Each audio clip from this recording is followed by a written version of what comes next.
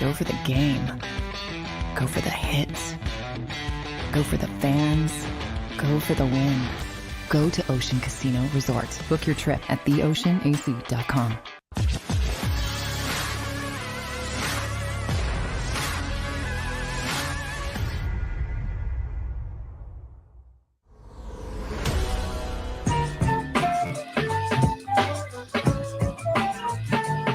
Yeah, happy Wednesday. Happy hump day, everybody. Welcome in Sports Take, JAKIB Media YouTube Network, as we are each and every Monday through Friday from 12 to 3. You see Barrett Brooks, you see Derek Gunn. I am Rob Ellis. Good afternoon, fellas. How we doing? What's up, fellas? How you guys doing today? I can't wait to roll. How about you, B? Uh-oh, we can't hear Barrett. Uh-oh, we don't hear Barrett. Did you do that on purpose, Derek? Did you kill his mic? Is that what you did? I told you sabotaging him later. I mean, that's what I'm saying. Come on, man. Come on, man. That's not cool. Hey, you see who's first? Look, hold on. Before we start, who's first on the stream?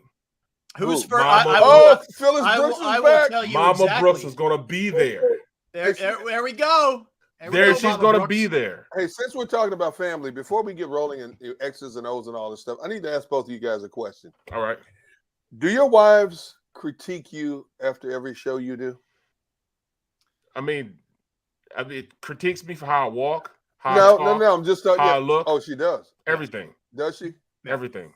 Same. Yeah. So here's what I get. Are you going to wear that? Is that what your background's going to look like? Yes.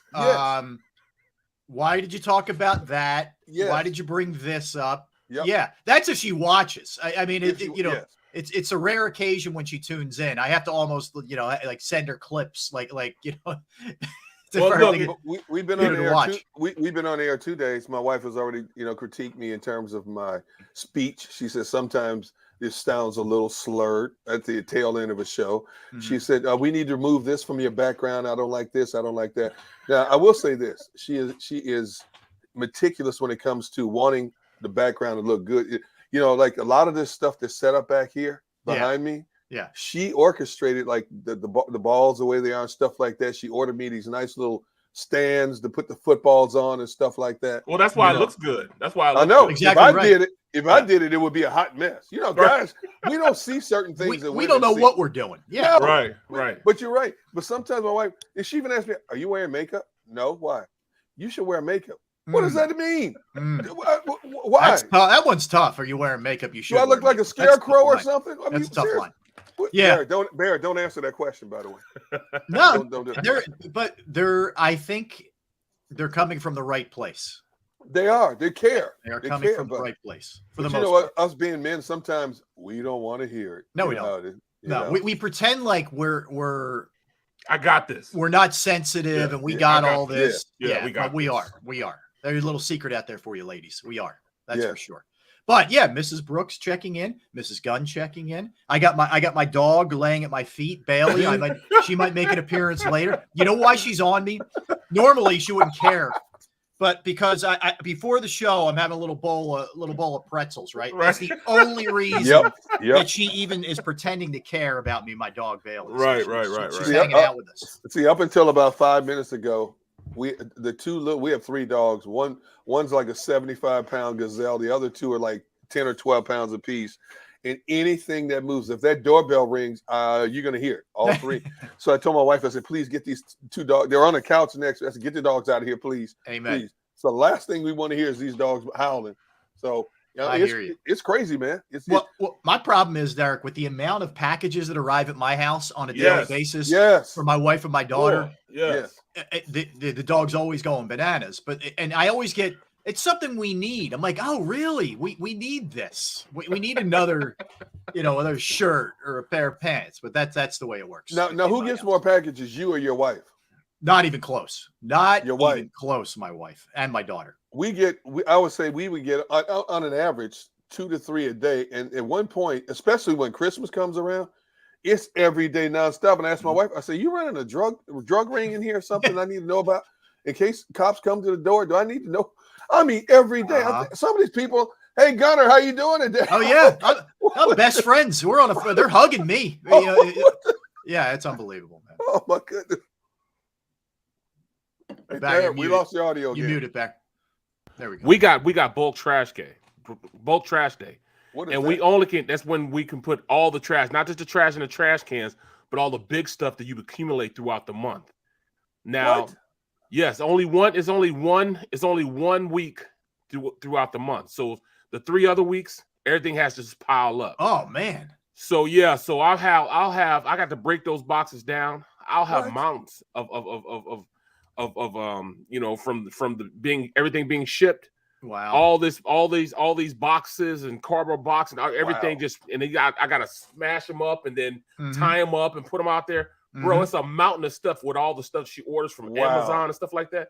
It's ridiculous. Wow. See, for the amount of money they charge you to live in New Jersey, they should give you that service every week. Oh, no question. Yeah, that is correct. Hey guys, you see this? We got somebody checking in from New Zealand. Look at this. NZ Philly fan from New Zealand checking in with us. There we go. Yeah, look at this. We are global, man. We are not just local, national. We're global, boys.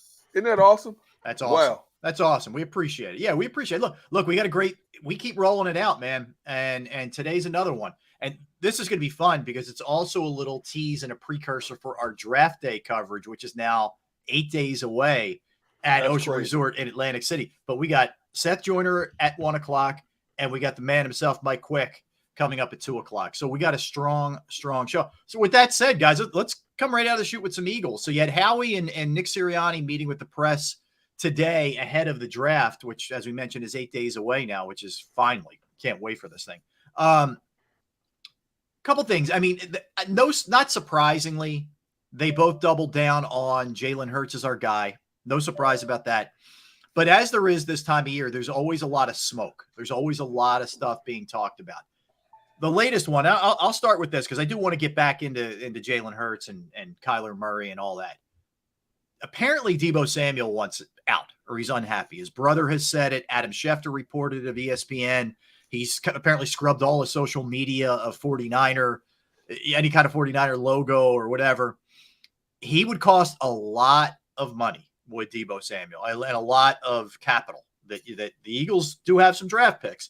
Would you guys be willing to go all in a la 2 first-rounders, whether that's a first-rounder this year and next year or the 2 firsts they have this year? No, I go 2. All right, how heavy are we going here for Debo? But I mean, it's already set. The price line is already set when you look what Miami did. So at least the first, would they get a 4th, 2, or a 3rd? They got a 4th? for Tyreek. Yeah. So I mean, at least the first, at least a 5th, 4th or 5th. You know what I'm saying? And you know, who else knows what they're going to want for next year. But, man, it's ridiculous, the price of receivers now. You know, we were talking the other day. It used to be running backs were like that and left tackles are like that. But the wide receiver position has become, you know, what moves your offense now. So they want top dollar now. Yeah. Top dollar. Well, they've been getting it. I mean, I was going to say. Yeah, they don't just want it. And that's why you have all those guys who were drafted after the first round, 3 years ago, whatever it is, including Debo. That's why all those guys are upset right now. The McLarens of the world, the A.J. Browns of the world. You know, these guys are unhappy with what they're making, and they want their deals redone, and they're not showing up. Look at Cooper Kupp. Cooper Kupp is like, I mean, I want a deal like that. That's what I'm dreaming for, but it's not necessary. I feel like, no, it's necessary, bro. Get your money, man. You're the best receiver in football last year. If I'm a wide receiver, here's why I'm upset. Because a Christian Kirk gets over $74 million. Christian Kirk, I don't think consider an elite. He was number 3 in Arizona? Mm-hmm. Okay, so if he's worth $74 million, and then it escalates to where Devontae Adams, who's elite, gets $142 million. All these guys like the Cooper Kupps of the world, the Debo Samuels, what are they worth? Yeah, right. I don't blame them one bit. Yeah. The new market has been, they're getting quarterback. These receivers are getting quarterback money now. No, they are.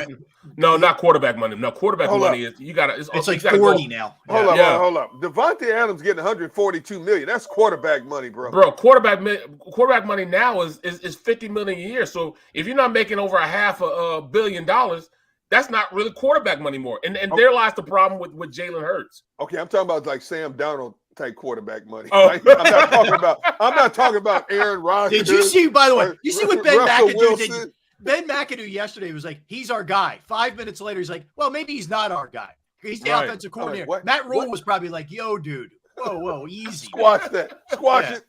What are we doing here? No, but that's the thing, guys. So the problem, and it always gets back to this, and I'll exclude Devontae Smith.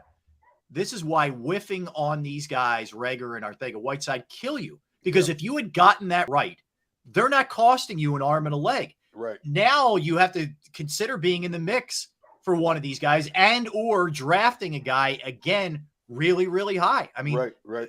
That's where this kills you. It no question kills you, because if you can bring them up through the ranks, if you're going to get a high potent guy that's proven now, you got to pay proven money. And it's almost as like Howie Roseman is going to be obsolete if he doesn't understand now that you can't do these 1-year prove-it deals anymore. Mm-hmm. He's gotten away with that for the past 3 or 4 years and had some success with it.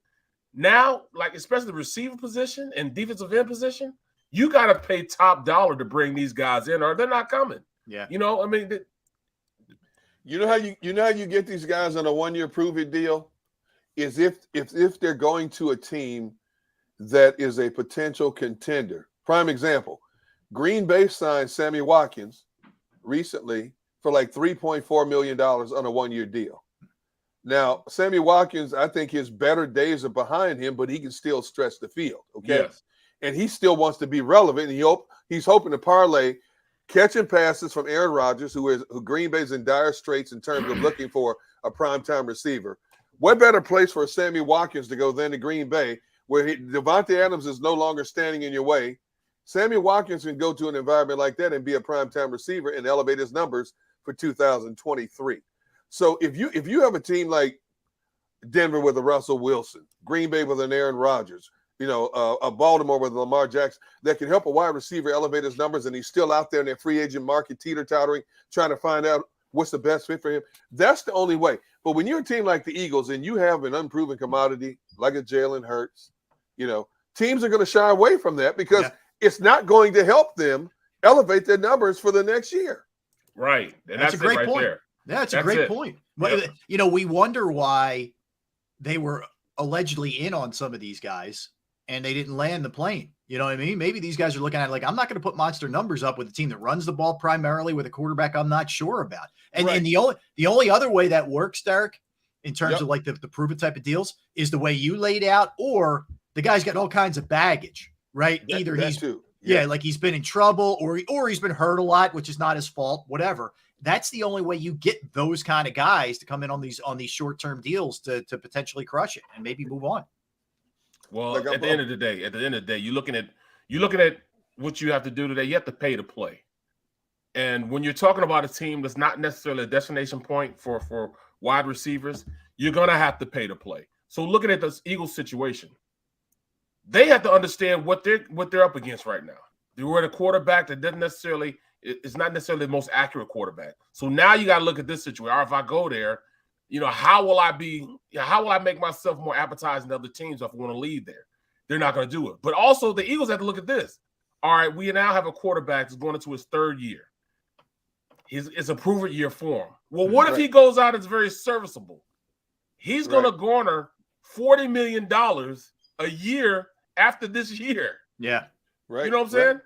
I mean, that's going great. It's a weird spot. It's a good problem to have, but it's a weird spot. Like, in other words, if he goes out and has a heck of a year, you're thinking, all right, well, now you have your quarterback. You don't have to worry about that. You'll have 2 draft picks potentially in the first round next year that you don't have to use on a quarterback. But you're right, Barrett. It's going to be payday time, probably going into the next offseason. Yeah, no, I think that's true. The other thing you could do is just staying on the receiver thing for a minute. Since you didn't, I know they tried to be in on Calvin Ridley, and that's not their fault. It just didn't work out. But you could again go the route of drafting a guy, which was unprecedented. If you're looking at 3 straight years in the first round and take it back another year in the second round, you go second, 1-1-1 with a wideout. Right. I mean, do we really think that they would do that? See, I just pulled up a list of all the free agent wide receivers still out there. And let me ask you guys, see if any of these names pique your interest. Julio Jones. I think he's way on the back end, man. I really do. Okay, but is he serviceable in this offense? At the right price, for sure. Okay. Jarvis Landry says market value. You're not getting Jarvis Landry in here. I'd like him, but I know what you're saying with the money. Will Fuller, 28 years old. Stretches the field, but he's hurt all the time. He's hurt all the time. All right, T.Y. Hilton, market value. He's a decent wideout. Okay. Yeah. Cole Beasley. In the slot as your slot, would you take Cole Beasley? Still one of the shiftiest guys out there. Yeah, you could probably get him cheap. Okay, you can get him cheap. See, that's what I mean. Yeah. Okay, Emmanuel Sanders. He's 35 years old, out the door. Okay. What about Keelan Cole? 29 years old. I'm underwhelmed by a lot of these. Yeah, exactly. Man. Like none of these are really moving the needle too much. Okay, Allen Hurns, 29 years old. Another guy that's underwhelmed, has done nothing, since he left Jacksonville. I mean, he hasn't really been that guy. Okay. Landry's the one who intrigues me. Like, what do we think what are we looking at here? 20? Is he that? Can he command that much? He's screaming that, but okay. I don't know if he can. I mean, he'll be going through the same situation he just left. Yeah. In Baker Mayfield. He might be a classic example of what you brought up, Derek, where he'll take a short term, go somewhere, bet on himself, crush it, and then move on. Maybe if you can get him at a lower number than what it would be, even if you say, hey, I'm going to bite the bullet for 1 year and pay him 20 just for one season, see what happens. He might, maybe. But see, the longer he's out there, the more his number starts to come down. See, I never thought Jarvis Landry would still be on the board right now. Yep. Okay. Now, Jarvis and his agent are going to get skittish at some point, and they're going to try to get his team, get your guy with somebody, hopefully get him there by the OTA so he can get a full dose of what's to come for training camp in terms of learning the offense. The quarterback has that much more time to get acclimated with a Jarvis Landry. What quarterback wouldn't want to throw the football to Jarvis Landry? Okay. No, look, 100%, Derek. Yeah, and is he falling into the Tyrann Mathieu thing where they're just trying to wait it out? Yep. I wonder. There you go. See, and I'm looking at some of the other names that don't. You got Marquise Goodwin. Marquise is 31. Adam Humphries, 28. Mohamed Sanu, 32. Marquise, what about he did nothing. D.D. Westbrook, 28. Well, D.D. Westbrook is a guy that he can stretch the field, but I think we already have a D.D. Westbrook. And the receiver we already have here. What's his name from Mississippi State? I'm not Mississippi State, but you talking about Hightower? No, Quez Watkins. Yeah. That's Quez Watkins all day. Okay. So all right, so you avoid that. Okay, makes sense. Deshaun Jackson? Oh, he was hurt when he was here, so he that'd be wasting things. He talked his way out of the Rams. Yep. Ended up in Vegas. I mean, now he's on the free agent market again. He's 35, still one of the fastest wide receivers in the game at 35 years of age. Without a doubt. Bring him back here for a third time? No, Derek, because he can't stay healthy. Okay. If you're looking for any kind of extended role out of him, right, he can't stay on the field. I'm sorry. Look, and I get where you're coming from. Like, they paid him the second time around. This time you get him for dirt cheap. I understand that, but I'm ready to move on from that kind of thing at this point. Well, see, since my point in bringing it up was there's some intriguing names out there. Number one, would they come to Philly, knowing the Eagles' current situation at quarterback? Yeah. And, of course, you still have a relatively untested head coach. Number two, what's their market value? Would they fit under Howie Roseman's cap? Whatever Howie Roseman's cap is for bringing another wide receiver in, would he fit under that cap? I mean, you look at what he paid Zach Pascal to come here for. It wasn't a lot of money on a one-year deal. Do you find another Zach Pascal to help you fill out, another veteran Zach Pascal to help you fill out your wide receiver core? I think if you got one of these mid-level wide receivers, I think it still makes your wide receiving core better compared to what you already have here outside of Devontae Smith. To me, I would take a chance on a Cole Beasley. Cole Beasley is not going to cost you an arm and a leg for 1 year. It's an interesting name. I can't argue that it's an interesting name, but I think Devontae Smith is going to just get better and better. But who's dynamic? You don't have anything dynamic. No. There, and I also want a big guy to complement Devontae Smith. Cole Beasley's another, and I get he's a slot guy, but he's on the smaller side. I need someone with some size. This is where, Arthega-Whiteside. I hate to keep beating this drum, but it's where the fact that these guys can't play kills you. And I don't think it's out of the question that they take a wide receiver in the first round. I don't think it's out of the question. I think more likely they go defense, but I don't think it's out of the question. I will now refer to JJ not as Arthega Whiteside, but as Umbrella Whiteside. Oh. From here on out, he's the umbrella man. He's Umbrella Whiteside. Yeah. Well, the other thing is, I agree with everything you just laid out. I think it's going to take this year as a prove it year for wide receivers right to want to come here. And it's plain and simple. I mean, think about it. If you're in the position like Jarvis Landry's in, and you can go somewhere else, a lot of this is going to depend on finances, but if you go somewhere else and catch balls from an established quarterback, and you're just raising your value, you go into this having no idea what Jalen Hurts is at this point. No, well, we missed out really on the free agent market anyways.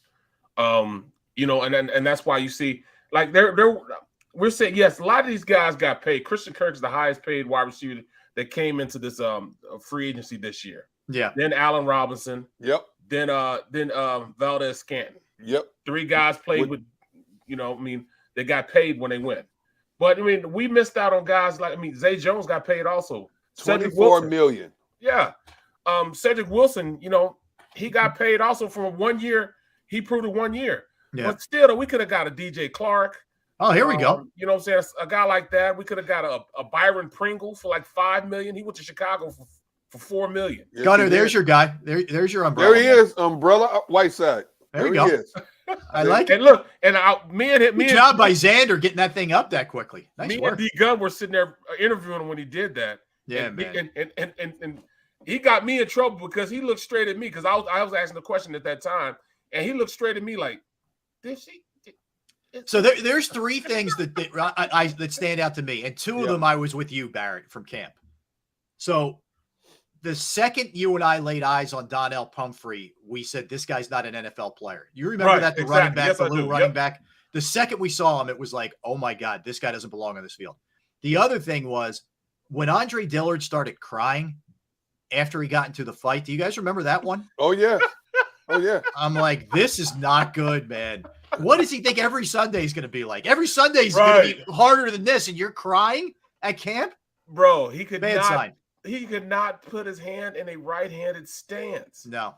But hey, I'll tell you what though, he got stronger. Yeah, he got better. His conscience, his conscience was eating at him because you know everybody was calling him soft, so he started playing harder. Yeah, and I think now he's probably the best trade chip the Eagles have in that locker room to really go out there and get some valued players or valued draft picks going into this draft. Yeah, I like him here though. I like him as an insurance policy. Man, the Eagles got pretty fortunate. I mean, not having Lane in the beginning of the season certainly hurt, and the guard spot you plugged in Dickerson. But I like having him around as insurance. Well, man, I he's not going to play, man. Yeah, he's not going to play, man. You brought up Andre Dillard, and you know I'm going to share a little story with you, and it's related to the fight incident you were talking about. After that, and he cried. We've come to find out he was extremely homesick. And so his mom came in to stay with him for a while to help get him acclimated. But say what? Yes, but I'm just telling you, man, what I know. I'm just telling. Why do you Barrett? Have I ever told you? Have I ever led you astray? Have I ever told you? Gunner's information is 100. Okay, I can tell you that. I've never led you astray, and it just blew my mind. Now, I understand. You know, when I left home at the age of 19. You know, I got homesick also. You know, I was homesick at 20. I get it, you know, but still, you know, you're a professional athlete, man. You got a big contract. That money would help me get over being homesick real quick. Yeah, all day. I don't think our living situations at that time were quite the same as Andre Dillard's. Come on, man. Come on, man. I do know. I went through that whole situation, but not now time did I say, Mom, you need to come up here. My mom would have been like, what? You what? Yes. You home what? Mm-hmm. I'm glad you said that because Mrs. Brooks, now that you're listening, was your son a crybaby when he was younger? Can you answer that question, please? I wasn't a crybaby, man. I mean, I'd be homesick, but I'm not. I left. I tried to leave, but Coach Snyder came and got me off the bus. You tried to leave college? You were on a bus. You were on a Greyhound getting out of Manhattan, Kansas, right? Going home. I asked my mom first for the money. She said, "No, boy, stay your butt there." Yep. Asked my dad. He hung the phone up on me. You too much. That's why they can't feed you. I called my uncle. My uncle sent me the money. My uncle Patrick sent me the money. I get on the Greyhound, I'm on my way, and I'm halfway. I'm in Kansas, man. It's flat, and we're halfway to Kansas City, and Coach Schneider pulled the bus over. He had that kind of power. Just stop the bus. Bro, pulled the bus over and cussed me out, put me back on that, and put me in his car, that Cadillac, and drove me all the way back, cussing me out the entire time. Got there, ran me to death. I mean, he ran me so much I thought I was going to die. Wow. And from that point on, man, I didn't do it, man. Nowadays, that's called kidnapping. Right. Right. Hey. Not in the 90s. No. Not the 90s, dude. No. It was a different ball game back then. All right, so we got a lot to cover, as we mentioned. So 1 o'clock, we get Seth Joyner. 2 o'clock, Mike Quick. A lot more to get to. We come back, guys. We got a big game 3 tonight. Sixers, Raptors. And I'm going to pose the question to you guys. What possibly can Toronto do different to get this thing turned around in their favor? Is it going to be continue crying at the referees? What different is it? What is Nick Nurse going to do differently that he didn't do in the first 2 games? So we'll hit that when we get back. Like I said, can't wait to talk to Seth. Can't wait to talk to Mike Quick. A little preview of what we have coming up on draft night from Ocean Resort. It's going to be a lot of fun. Don't go anywhere. Derek Gunn, Barrett Brooks. I'm Rob Ellis. You're watching Sports Take, JAKIB Media, YouTube Network. All right, I want to tell you about my friends at Pro Action Restoration. Yeah, you got a home, you got a business, and you experience the pain and inconvenience of water, fire, smoke, or mold damage to your property and building. You know how trying that can be. Pro Action is on call 24/7. You have a problem in the middle of the night, they will be there. You have a problem first thing in the morning, late at night, whatever the case may be, 24/7. They are there to assist you. As I mentioned, I've experienced this, and it's not fun. And my parents were older at the time. They didn't know what to do. They had water damage. It was flowing in from the outside. Their sump pump backed up, all kinds of issues. And Mike McIntyre and his crew at Pro Action, they were there in 2 seconds and cleaned it all up. And my parents' house was as good as new. Pro Action is the best. They clean the place up. They're professional. They're clean. Price is very reasonable. They're licensed, bonded, fully insured, serving the tri-state area for more than 2 decades. Pro Action will work in conjunction, by the way, with your insurance company. That's water, fire, smoke, mold remediation. You name it, they can handle it. Give them a call, 610-623-3760. That's 610-623-3760. Or email them, proactionrestoration.com. That's proactionrestoration.com. Go for the midnight dares. Go for the game. Go for the hits. Go for the fans. Go for the win. Go to Ocean Casino Resort. Book your trip at theoceanac.com. All right, did you know I was the Mommy Slam Dunk Champion? Really? Yes, really don't sound so surprised. Let's see it. Oh, you're ready. All right, here we go. Let's hear the crowd. So go to right, go to left, fake them out. Mama, go up, mama! She did it. Again? You can't avoid gravity, but United Healthcare can help you avoid financial surprises by helping you compare costs and doctor quality ratings. United Healthcare. Uh-huh.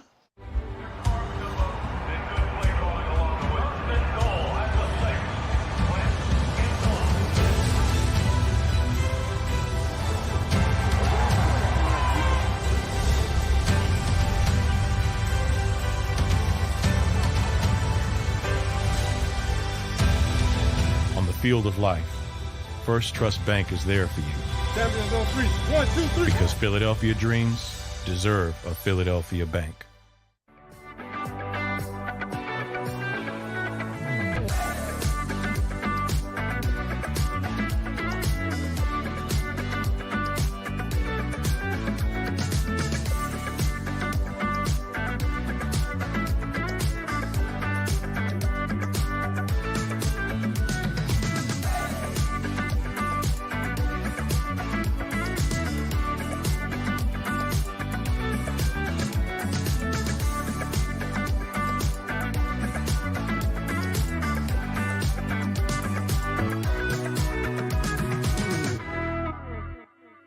The following is a real testimonial from the father of a young injured victim. I didn't think she was going to make it. Major Perry's daughter was the victim of a horrific accident caused by someone else's negligence. If you don't find the right counselor, law firm that you're looking for, you will get lost in the wilderness. Badly injured? Call the Fritz and Bianculli Law Firm at 215-458-2222 and find out why they say, "We got this." At Stateside Vodka, every new customer gets the world's best rocks glass, free. You're telling me that bottle is cut in half? You could say that.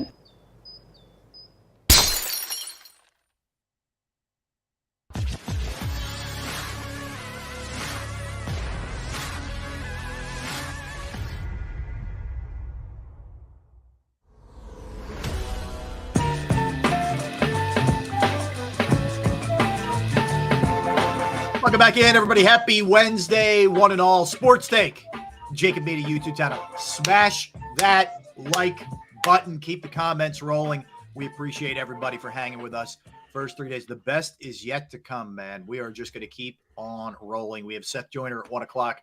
Mike Quick coming up at 2 o'clock. There we go. There we go, Frank.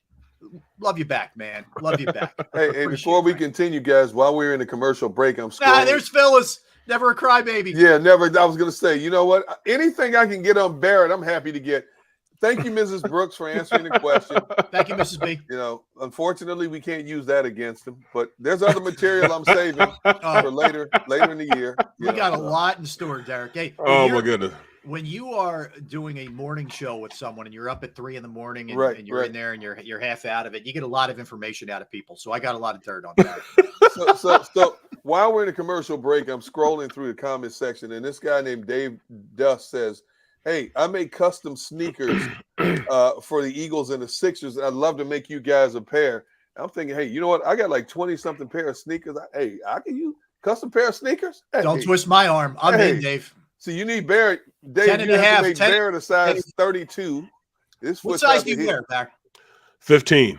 15. That's it. Wow, I wear a 13. I thought it'd be bigger. All right, I'm 10 and a half. How about you, Derek? I wear 13. All right, you wear 13? I wear 13, dude. You got big feet, man. I know, man. You're like my son. My son wears a 14 basketball sneak. 14? How tall is he? He's almost 6'3". He's tall dude. Tall and skinny. Okay. He's skinny, man. Yeah, he is skinny. He's about $150, and he's 6. Let me tell you, man. His son, man. That's my dude. I go to a baseball game. It's like 2 years ago. I go to this baseball game, and he's with his pop, and his pops is down there. He's doing something, So they got seats down at wherever. Yeah. So he comes up and he sees me walking along the terrace. He looks up, Mr. Brooks. I say, "What's up, man? Come on up, man." He said, "All right." He has 2 of his friends. They go on up. They run up. "I'm glad you got me in here. We were hungry. We were looking for the free food." So I got them in. They were eating all the free food in the suite. Yeah, I'm sitting there. I'm like, where are these knuckleheads? And they're gone for like the whole game. He's like, "I ran into Barrett. He took care of us." Like, all right, I guess they're up in the suite eating. I guess my phone wasn't working. I don't know. Hey, Rob, how do you have a son 6'3"? You like 5'8", man. I know, dude. That mailman made a lot of house calls. Oh, if your but he looks exactly like you, though, man. Exactly like him. Man, it's a spitting image, man, just tall. It's just like they took Robbie, stretched him. Yeah, no, my wife's like 5'11", so she's pretty tall. Is she? So okay. Yeah, it definitely wasn't. It wasn't me, man. It wasn't me. That's for sure. Hey, Trish, how's my energy level so far? He's she cruising my for energy a level.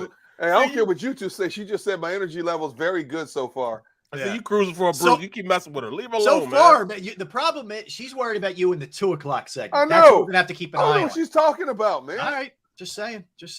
All right. So Sixers tonight, guys. So we're looking at this thing, and I think a lot of I thought, Barrett, you thought they win pretty comfortably, right? Correct me if I'm wrong. I thought it was going to go 6. Yeah. I thought it was going to be tight.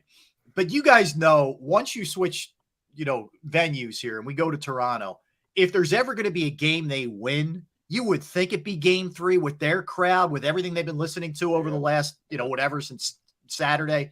They've been hearing a lot. Oh, they're done. Write them off and all those kind of things. So just give me your sense with the momentum shift to Toronto out of Philly, what you expect tonight.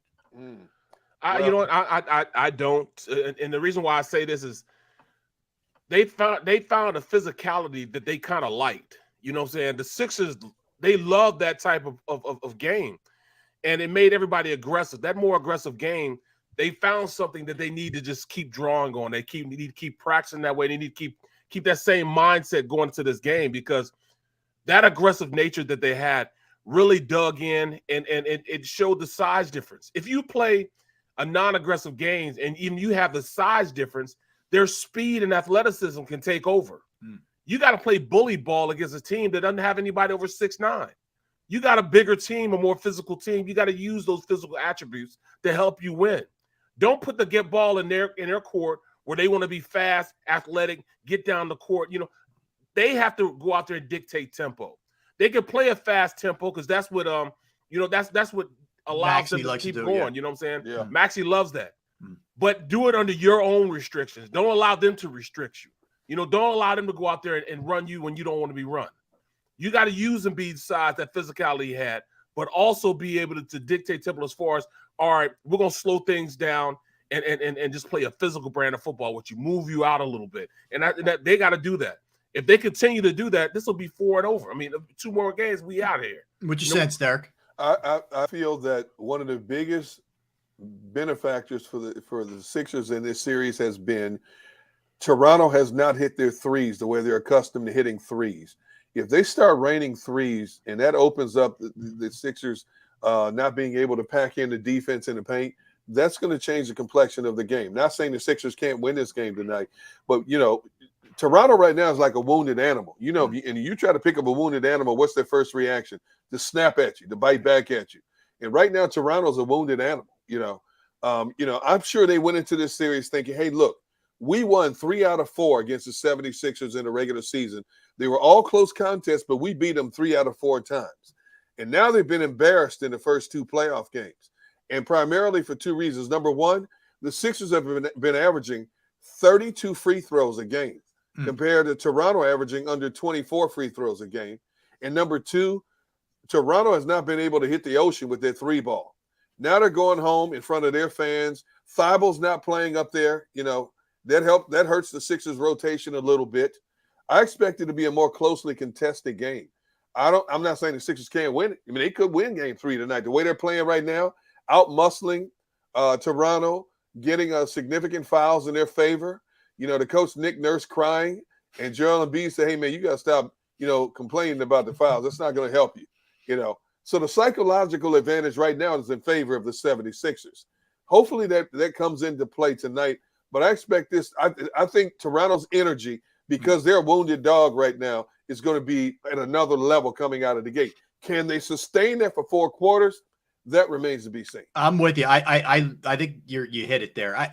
It was interesting in game 2 because Toronto came out with everything. It felt like they just unloaded the kitchen sink on them, and they got that lead. And the Sixers were able to handle it and just methodically do their thing, and then eventually just put some distance between themselves.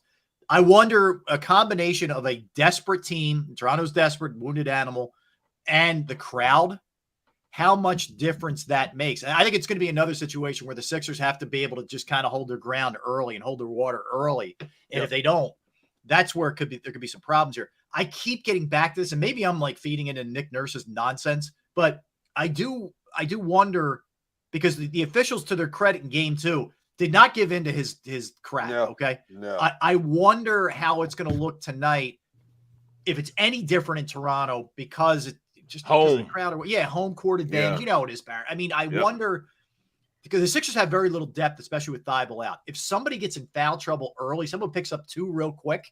Like, what does that look like? You're really counting on like Korkmaz, and Shake Milton's been okay, but like, there's not a lot on that bench other than Niang and Shake Milton you feel good about. Right. So that's my fault, man. No, it's all right. That's been the problem in the past, that they've been relying on those guys too much anyways. Those minutes of those shake and all those guys got to go down. Korkmaz got to go down. Now with them not having their best defender on the court, there are going to be some times where they might score a little more, from 3-point range, like you worried about, Derek. But at the end of the day, man, I just look at this team as, I look at Embiid and how he's playing, And to me, that really is the governing factor on why I'm going forward and being so bullish on their ability to control the game the way they are. I mean, Embiid is showing why he's, an MVP talent. You know what I'm saying? Like he's an MVP. It should be a runaway right now after these games, just to show. You're right, Bat. Have you been paying attention to the way Jokic is playing in that series? Yes. It's brutal. Yes. So, and I know they vote on it on the regular season, but if this doesn't tell you that Embiid should have been the MVP, I don't know. In the biggest spot, Embiid's elevating and Jokic is going the other way here in these playoffs. Plus, Jokic is getting frustrated a lot more and tossed from games, stuff. I mean, mind games. Yeah, he's getting tossed. But, Barrett, with the 76ers shortening the bench, now we have to take into consideration the stamina factor. If you're playing a team that's rotating, 8, 9 guys compared to you rotating, just 6, at some point, your starters are going to hit that fatigue wall. The NBA players are some of the best conditioned athletes in the world. No question about that. But you can't keep playing them 38 to 40 minutes, man, and expect them to maintain that energy level for an entire game. You know what I'm saying? Yeah. I understand you space the days out. You get a day to recover. You're not playing back-to-back like you do in baseball every day. But at some point, man, that stamina factor could come into play. And that's something we have to watch for to see how Doc Rivers handles that in terms of who to get out in and out strategically at any given moment. Yeah, you got Danny Green playing a lot of minutes, right? Yeah. An older player. Yeah. You got Harden. Harden looked good, I thought, in game 1 because he had a week off to rest up. He's put in a lot of minutes in this series in the first 2 games so far, too.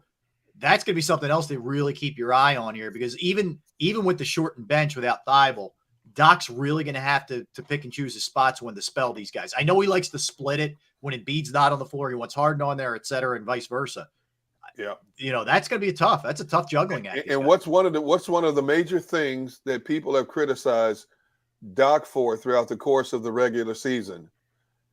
Not using strategy well enough in terms of when he takes people in, when he takes people out, how long he lets them sit out, so on and so forth. So far through 2 games, he's been brilliant in terms of strategically using his players. But now, because you're shorthanded 1 man for the next 2 games, now the bench is shortened that much more, which is going to be interesting to see the chess moves back and forth now.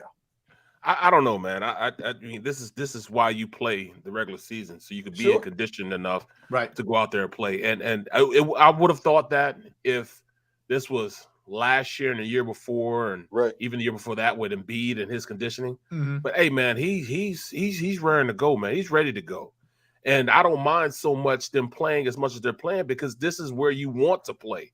This is where you demand not to come out. There was times, during my career where I saw guys like, no, I'm not tired. I'm keep me in the game. I'm playing now. I don't care that we're blowing somebody out. I'm staying in the game. And that's the mindset. It's almost like you only get 1 shot to play these games, man. It's not promised that you'll be back next year. So they got to take advantage of this, man. Take advantage of the roster that they have right now. And that's what Doc has to think. Doc can't think that we'll be back next year. Hell, Doc might not be back next year. Right. He's got to take control and take advantage of this opportunity right now. And they're in a prime. They're in a prime of what I've seen them play this year with this lineup. Yeah. They are playing unbelievable. And Maxi's really starting to turn it up. He's stepping up, and he's got them young, fresh legs, man. So I don't see that as a factor as much. Maybe later, but right now, man, just let him play. No, I mean, Barrett, to your point, we are seeing a different Embiid. I mean, this guy is dialed in. He's more focused. I think some of the antics of the Raptors would have gotten to him in years past. Yes, you're right. Yep. But not now, man. In fact, he's basically telling Nick Nurse, dude, you keep fouling me. I'll just bury free throws. Like, keep doing it. Keep it up. Go right ahead. And I think Nick Nurse is desperate, Derek. He strikes me as a guy who knows he's undermanned, doesn't have nearly what the Sixers have. So he's got to do this gimmicky crap where he's either fouling or complaining about the fouls or trying to be physical early in last game, whatever. He knows he doesn't have the horses to be able to compete here. I still don't trust Doc Rivers. I'm sorry, but I still don't trust him. That's fair. I still don't trust Doc Rivers based on what I've seen him do this in the regular season. I still don't. And again, I can't emphasize it enough. Now that they're going to be short one of their primary players in that rotation, that concerns me in terms of Doc Rivers. I think Doc Rivers is a good coach. I know a lot of people in this region don't like Doc Rivers and his style of coaching, but Doc Rivers concerns me in terms of what's going to happen tonight and how he's going to strategically use the chess pieces that he has at his disposal. Watching the games last night, man. I was watching the games last night, and just looking at the Suns. It's not a lot of rotation going on with the Suns. You know what I'm saying? And that's why they're able to put that much pressure on people, because they don't rotate a lot. It's one or two guys coming off the bench. That's the way it has to be during this time period. Okay, I'm glad you brought that up. So what happened in that game last night? They got smoked. Now, was it a fatigue factor? Now, you're right. Phoenix is one of those teams. They have a short bench, and it works for them in a lot of ways. But why did they get smoked last night on their home court? They own the Pelicans. They got smoked. I was shocked. I'm shocked by that outcome, Derek. Exactly. So now they're going. Now New Orleans said, "Hey, you know what? We can beat this team." New Orleans got a bunch of kids playing. But I said that to say this: if the Sixers go about doing the same thing and allowing to take their foot off the neck of that smaller, faster team, don't give them any type of hope. They did that against Atlanta, and they ended up getting their ass kicked. Right. They can't do that. They got to keep their foot on their neck. I agree. You know what I'm saying? So you get them young guys a chance, just like the Pelicans got a chance.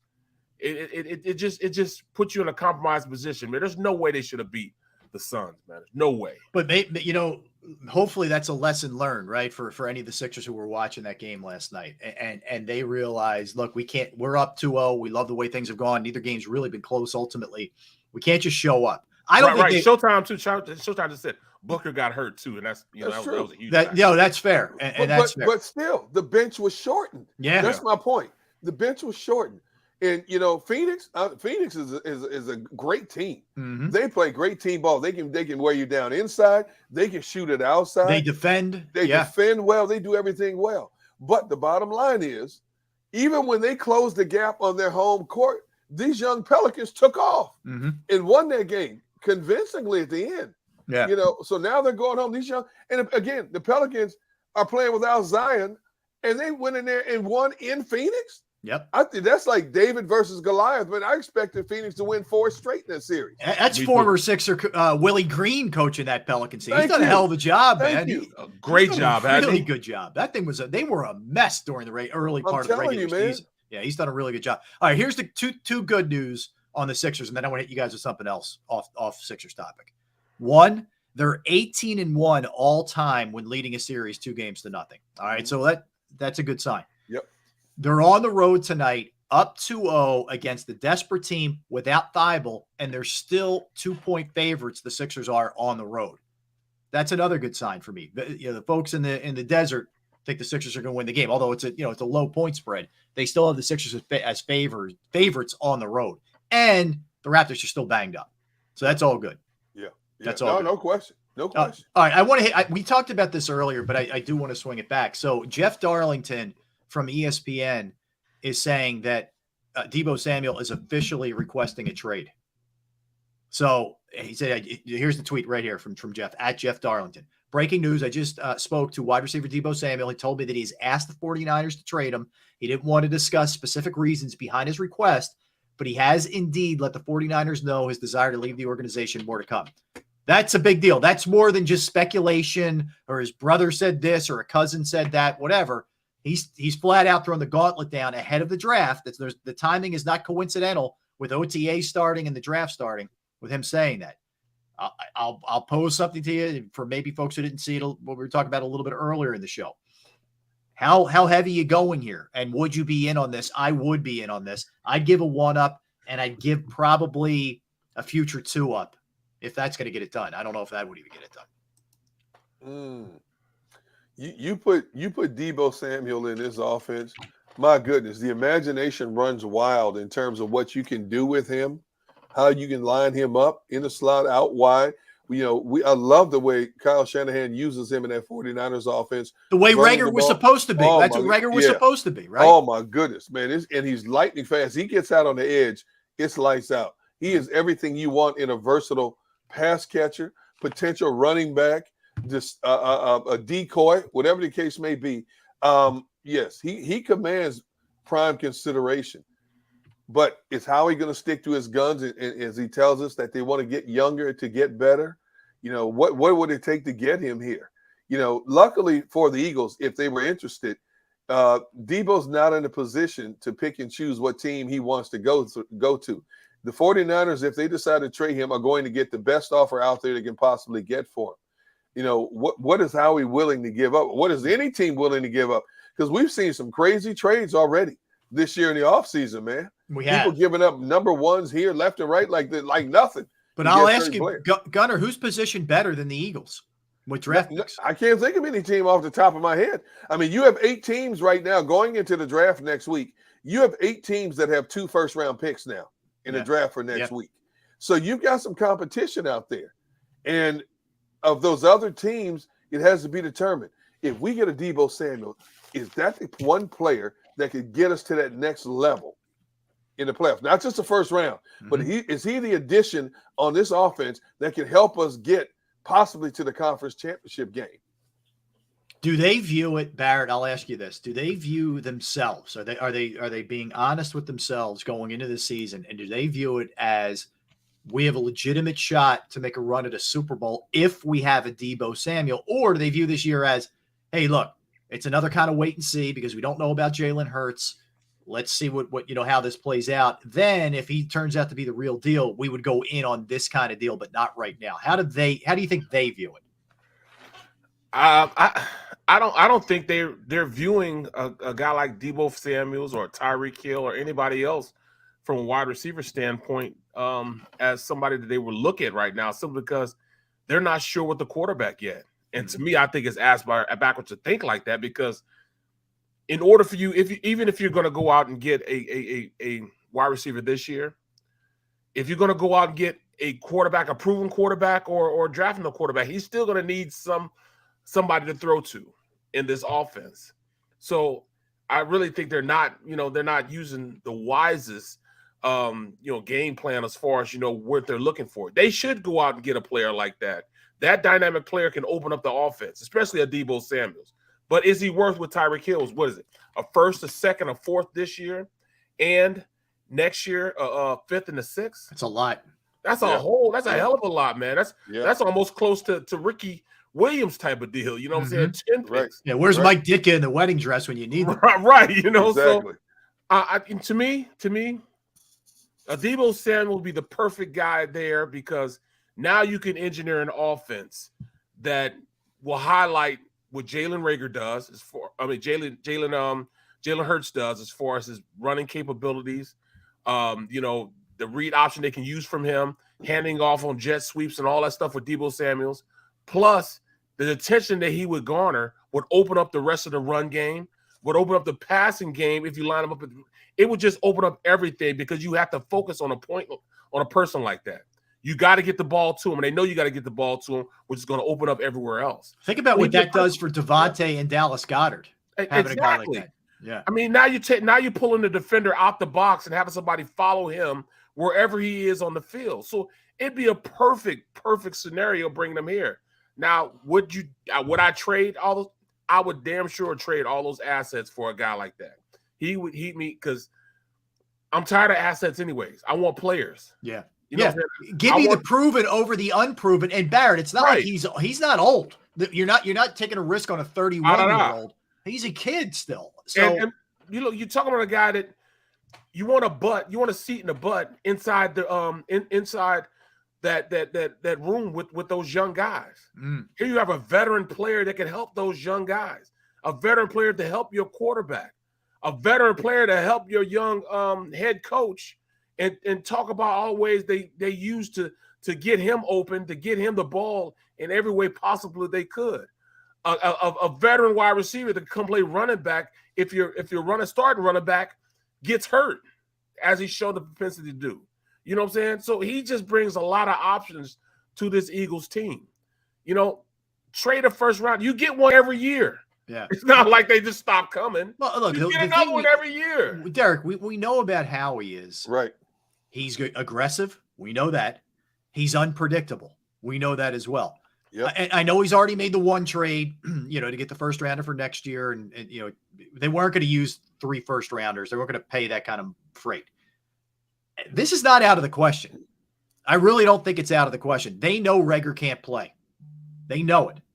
So it wouldn't surprise me one bit if they made that trade. It really wouldn't. You know what? Howie has shocked us many times before with trades that he's made to bring certain players in. Some have worked out. Some have not worked out so well. But in the case of a Debo Samuels, to me, that's like mortgaging the future in terms of if you're trying to get younger. Debo is an electric player. There's no question about that. I would take him in a minute for the right price. But I'm not about to get in a bidding war with some of these other teams to get him, and mortgage my future. We can say what we want to say about Howie, but Howie is very smart and very shrewd when it comes to making deals with other teams in the National Football League. Is there a high price to pay to get a Debo Samuels in here? Absolutely so. But there has to be a limit in terms of how much you're willing to pay a Debo or trade for a Debo to come in here without it upsetting what your long-term game plan is, especially if Jalen Hurts is not your long-term solution at quarterback. All right, hold that thought, guys. We're going to take a quick timeout. We'll come back. We'll get Seth Joyner's opinion on the Debo Samuel thing. Would he go after him? What else would he like to see the Eagles do? We'll dive into the draft. Certainly linebacker will, I think, come up in this discussion as well. But Seth Joyner, a little later, Mike Quick. Can't wait to talk to Seth when we get back. For Barrett Brooks, Derek Gunn, I'm Rob Ellis. You're watching, and don't go anywhere. We got you till 3. Sports Take on JAKIB Media YouTube Network. Go for the midnight dares. Go for the game. Go for the hits.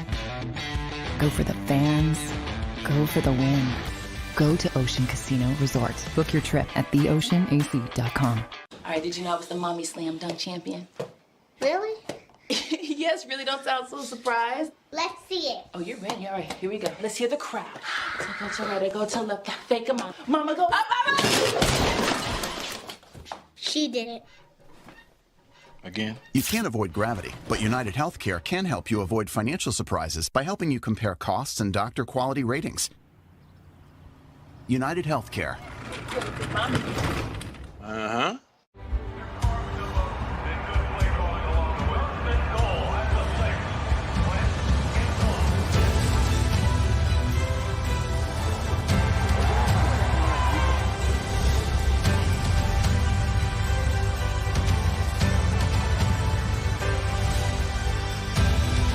On the field of life, First Trust Bank is there for you. Champions on 3. 1, 2, 3. Because Philadelphia dreams deserve a Philadelphia bank.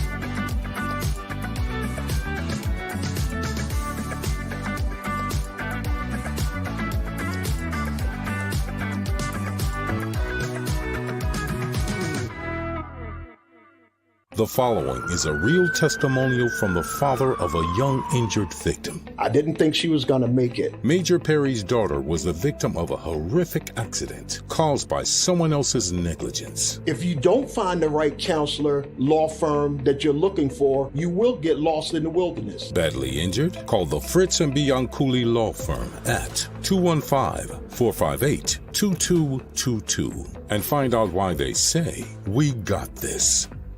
At Stateside Vodka, every new customer gets the world's best rocks glass, free. You're telling me that bottle is cut in half? You could say that.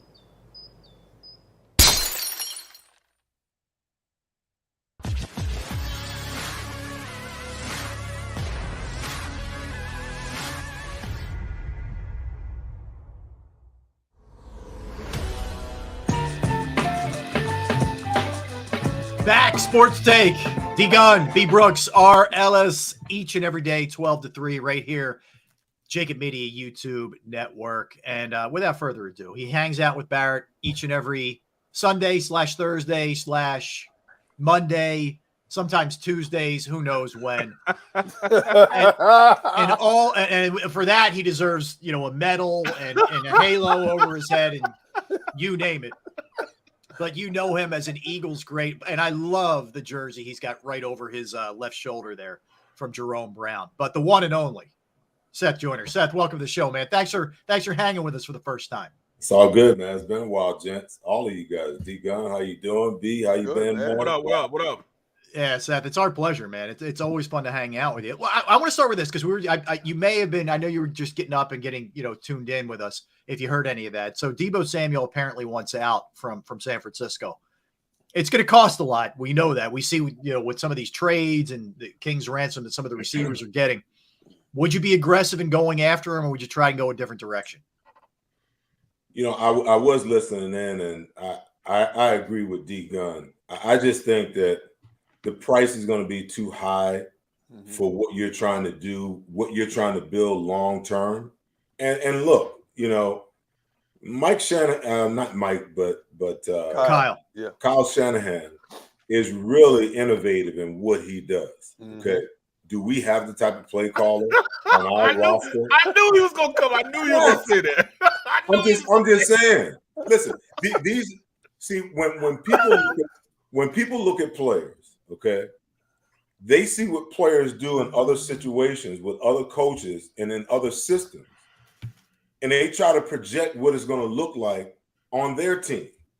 The media does it, fans do it, even organizational people who really don't delve deep into what makes a guy effective. You have to look at all of that. Are you going to be able to replicate offensively what Debo does in San Francisco? And to Debo's point, he wants out, but he may go somewhere and find that the grass ain't necessarily greener. Yeah, because he may go someplace else, and they might not be able to do what Kyle Shanahan has been able to do with him. That's right. And then he's going to get frustrated, and then they're going to ask him to take a pay cut, and he's going to tell him to go to hell, and the next thing you know, he'll be on the market again. So sometimes you just need to shut up and wait for the team to come to you with the right offer and go back to work, because San Francisco is the best place for him to be. And no, we don't need Debo in Philadelphia. It is curious. Like D-Gun approves. D-Gun you get the approval. It is curious, but you're right, Seth, because he does have an innovative play caller. I know quarterback right now is up in the air. You don't know if it's going to be Jimmy G or Trey Lance. I know that part's up in the air, but I don't know. Maybe it's just strictly a money thing, but you're right. I mean, there's major questions. And look, a couple of our commenters bring up a good point. He is used like a running back too, so he's taken some pretty good shots, even though he's not old. I think he's 26, whatever he is. Is that a concern at all? No, that's not a concern because of how he's built. He's kind of built. If you guys remember Anquan Bolden, that's who he reminds me of more. That's a good example. More than anybody. I just feel like we're entering this era where players are so emboldened, that they can't wait for the opportunity, for the team to negotiate, for their agent to negotiate things the proper way. They're looking at what everybody else is doing. It's the same thing with Kyler Murray. I talked about it on my show yesterday. Just appalled. I mean, at what point in time do you just, you're going into your third year? The Cardinals don't have to do a damn thing for you. I mean, they got you for a whole nother year. You're going into your fourth year. They got you for your fourth year, and they got an option as a first round draft pick. So they don't have to do anything. So these guys are complaining about being paid. Let your play on the field speak for you, and your value is already there. It's set. It's going to come. Debo, you're going to get paid. Everybody sees what you're doing. Everybody knows what you're worth. Okay. Just let the thing play out, to step up in the meeting and be like, oh, I want out. That's just new. It's new. These new wave athletes. But the reason why I say, I want a Debo Samuels here because we don't have enough here to really. I mean, just like we're talking about Jalen Hurts and his ability to go out there and throw the ball. What the hell? Who's he throwing to? He has one guy he can throw to. Well, two. Well, he can throw to Goddard. And he can throw it to Smith. After that, man, it's a crapshoot on who can go out there and make catches that he throws anyways.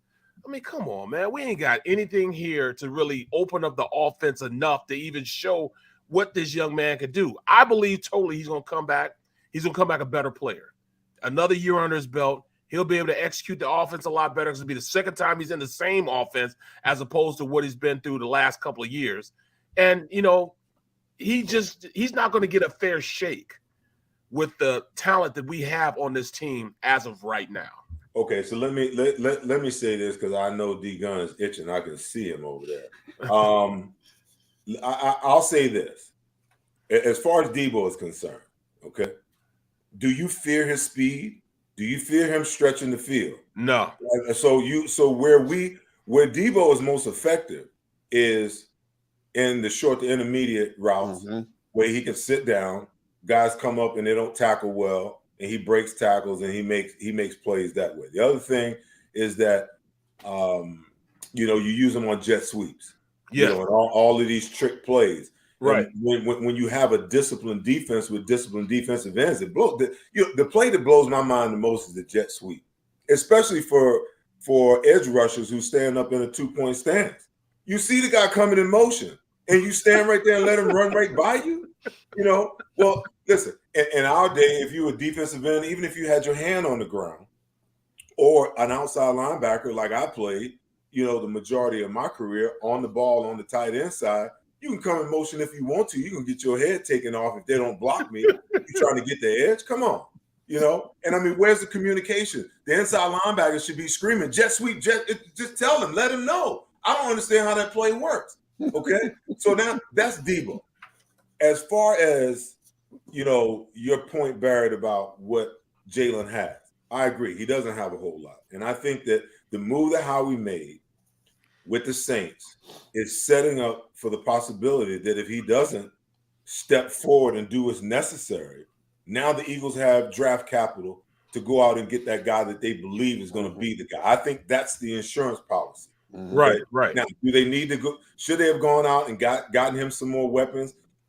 Hey, listen, is Zach Pascal the answer? Nobody knows. He was pissed off because, Carson Wentz, wasn't giving him, enough balls last year. So maybe he comes in and he's a difference maker.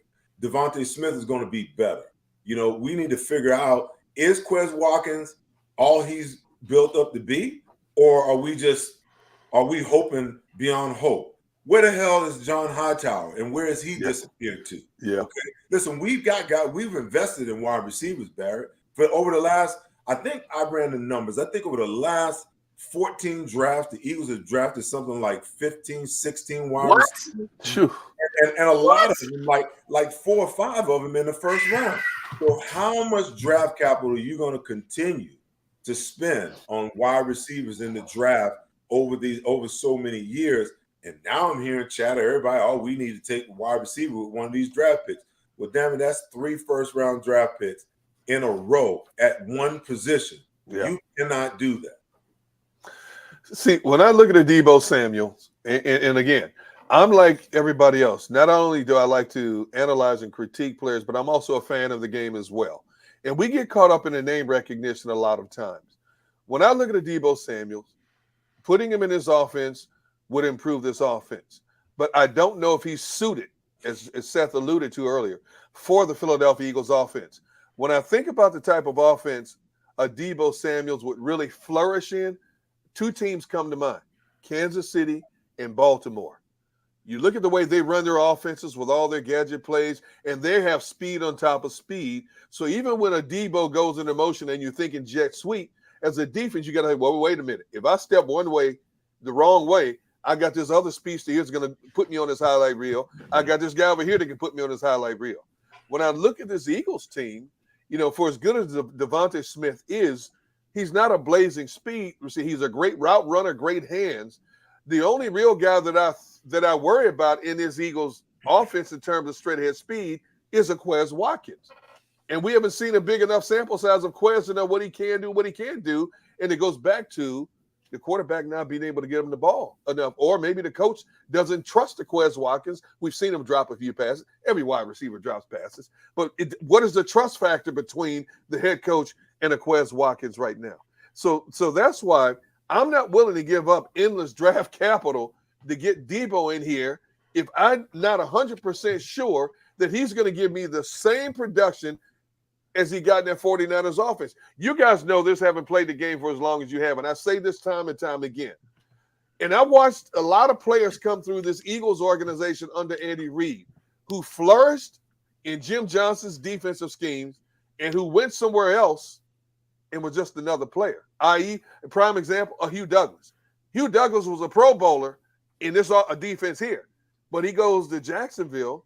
He got paid. He got paid, but he wasn't Hugh Douglas that we were accustomed to seeing. Yeah. You know, you think about that. So would Debo be the same type player here in Philadelphia as he was in San Francisco?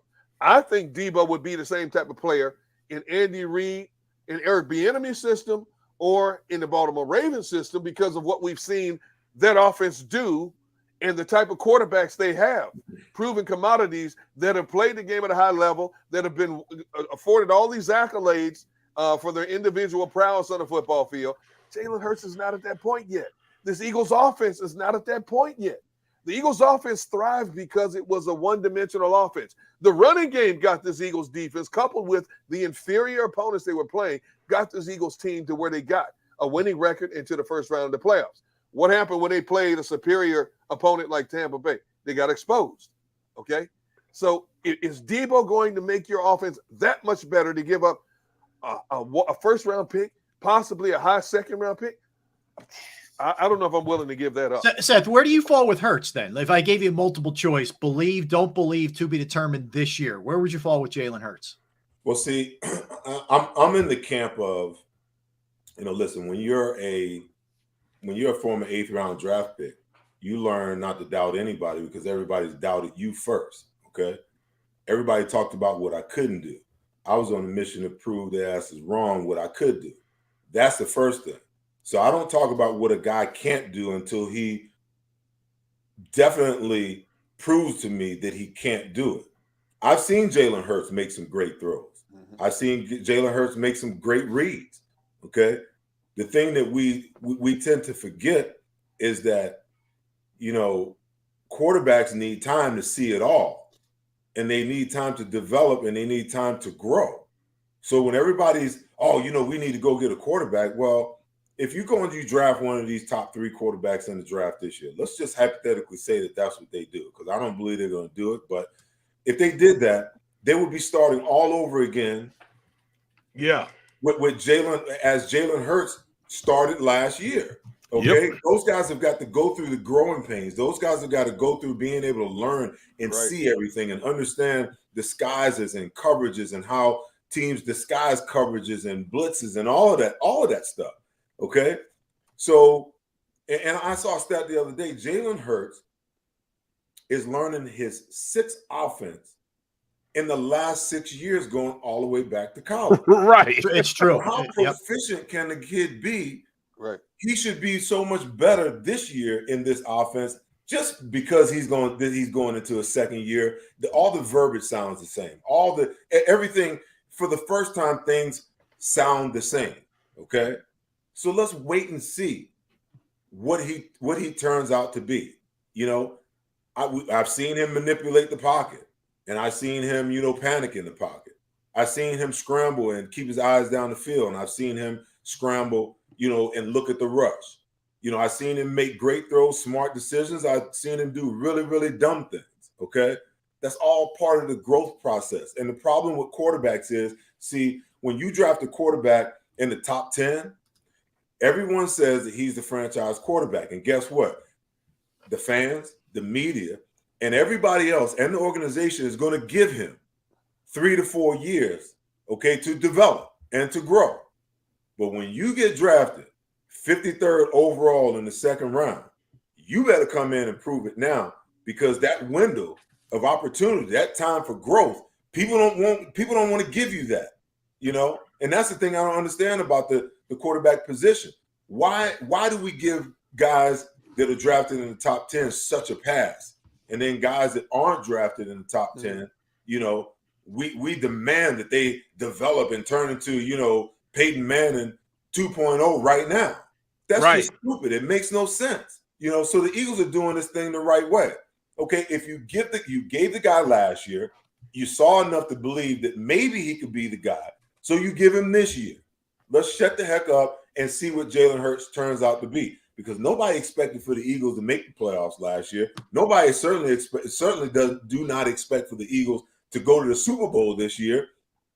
Jeffrey Lurie said, we are, we're in an adjustment phase to what we're doing. Okay. The things that he says, code word for we're in a rebuild. Okay. We got some pieces that are really good. The defensive line, the offensive line is really good. We're stable at the tight end position. We might even be stable at the running back position. But guess what? We got some other pieces, especially on the defensive side of the ball, that we need to fix. So this is the process. Okay. And it is what it is. I just think that, I want to see what Jalen Hurts turns out to be, because I'm just not one of those guys that's going to sit here and say, oh, he can't. Right. Because I've seen too many guys that, and I'm one of those guys that was told you can't, okay, I'll make you eat it. I think the Eagles this offseason, and even today when Nick Sirianni and Howie Roseman spoke, I think the Eagles did the exact right thing they were supposed to do this offseason. They have stayed consistent saying Jalen Hurts is our guy. Now, they haven't said Jalen Hurts is our long-term guy. Mm-hmm. Jalen Hurts is our guy. We're investing in Jalen Hurts. How many GMs do him and Haas say, well, we have to wait and see. It's an open competition. We're exploring all opportunities. What are you telling a young player when you say that? How are you enhancing his confidence when you say something like that? So for them to stay on the course and say, Jalen Hurts is our guy. Think about what that's doing for him when this young man has had so much outside negativity coming his way since last spring, since last May, not the summer, not just the season, since last spring, in terms of what he isn't to the organization, what he isn't to the fan base. People high on him one day, down on him the next. That's a lot of burden for a 24-year-old young man to carry. When we were 24, 25 years old, you guys were playing at the highest level. But think about the pressures you already had to worry about just to survive as a professional athlete. Then you look at guys like me and Rob, we never played. Imagine the weight of us at 24 years old trying to carry that burden, always looking over your shoulder, wondering what people are thinking about you. What are you saying? So considering what Jalen went through, and Seth just talked about, Jalen had some good moments. He had a few great moments, had some bad moments, had some inconsistent moments. And the Eagles sat back and said, you know what?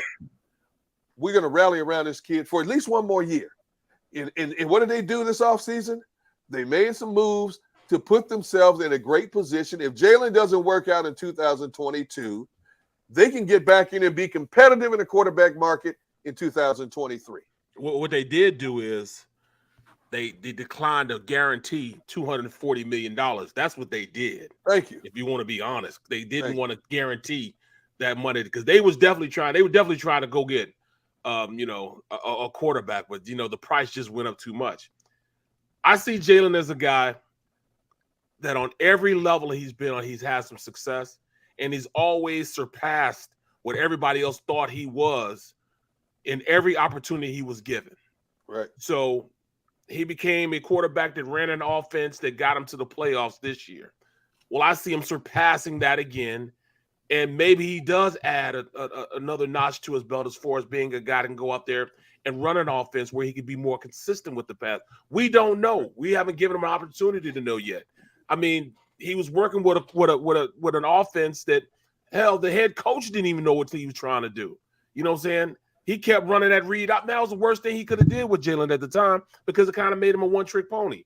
I mean, they took away the run, they took away the pass, and now he's improvising. So as we go forward, I do think that Jalen will get all the help he needs to get outside of the Eagles organization, become a better player than he was last year, be more consistent than he was in the past last year. But still, the fact remains is there's no real veteran, there's no real playmaker besides Smith to really go out there and ball at the wide receiver position. They can double team, Goddard all day long, double team Goddard. And just turn the protection, or the coverage to Smith. I mean, to me, that's tying his hands behind his back.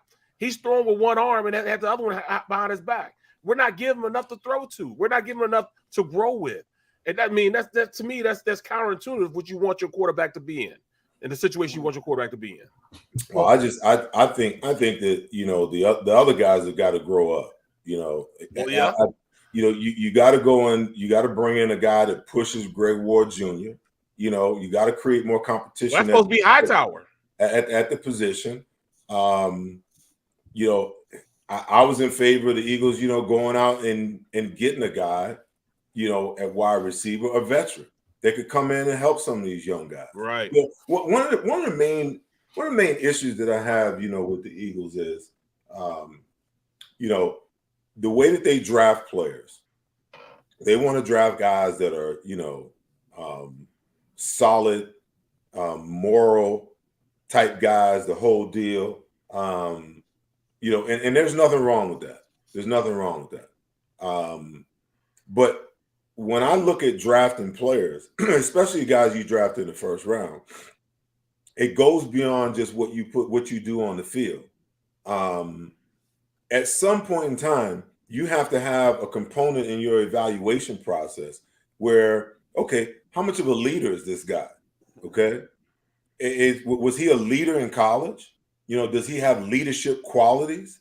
Because that's the thing that I see lacking, on the Philadelphia Eagles, especially on the defensive side. Now, you got guys like, Jason Kelce and Lane Johnson. Those guys are going to forever be leaders as long as they're there. Okay, so that's there. Your quarterback has leadership qualities, but he's still developing. He can't step into that role until he claims the franchise, quarterback position. Then everyone can rally around, his leadership qualities, and his voice will carry much more weight. On the defensive side of the ball, we've lacked leadership ever since we decided to not bring Chris Long back and let Malcolm Jenkins go. Okay, who's the voice on the defensive side? Everyone would say Fletcher, but I don't see Fletcher, really stepping into that role. BG, yeah, but you know what? BG wasn't around last year, and no matter how much he was around on the sideline, it's different when you stand on the sideline and you saying something than it is when you out there making something happen and you say something. So how the Eagles draft to me is a big deal. Because when you look at really good teams, man, they got alpha dogs all over the place. Mm-hmm. Sometimes, you got to step outside of the realm of what's prim and proper and just go get you a growling, drooling pit bull, that every once in a while you might have to get in your truck and go get it. It's just, I get it. I get it. Organizations don't want no headaches. Okay. Mm-hmm. But when you look at good college teams, the ones that win, they got some of those fringe guys, okay. But then you got some coaches on your staff who know how to handle and know how to deal with that, and they know how to develop and lead men and try to lead that guy along the right path because you just need those guys, man. Let me ask you this, Seth. Let me ask you this: do you think Gannon is the right guy, or was his hands tied behind the back because he didn't have his guys there?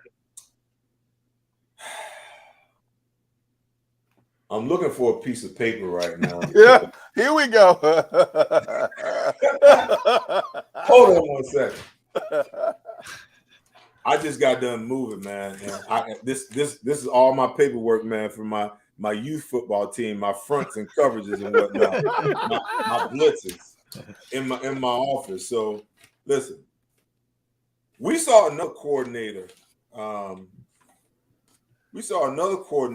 Or another head coach in for the Eagles who used to have a play sheet that was about this big. Okay. What happened to him? Okay. Yeah, he's at UCLA now. When I see Jonathan Gannon and he's got a play sheet about this big and he don't ever open it up like this, he's just on one side. Okay? Right. That tells me that there are some limits to what he brings to the table. Now, you can talk about him not having his guys. All of those things, that's part of it. I've been in situations before where I've been on a team and we've been undermanned.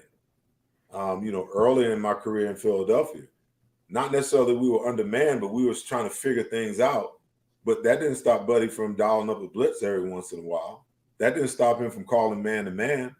That didn't stop him, from, Nick Sirianni and Devontae Smith said, letting them hang, right.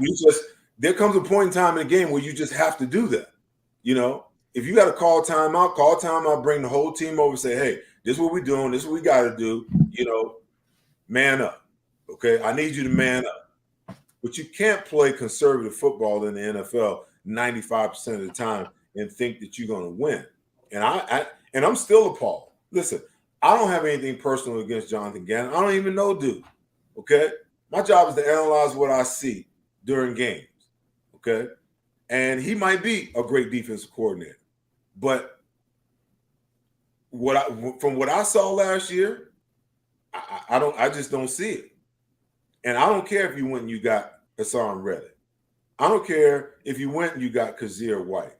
If they run the same type of defense that they ran last year, okay, they're going to get the same result. You want to know why?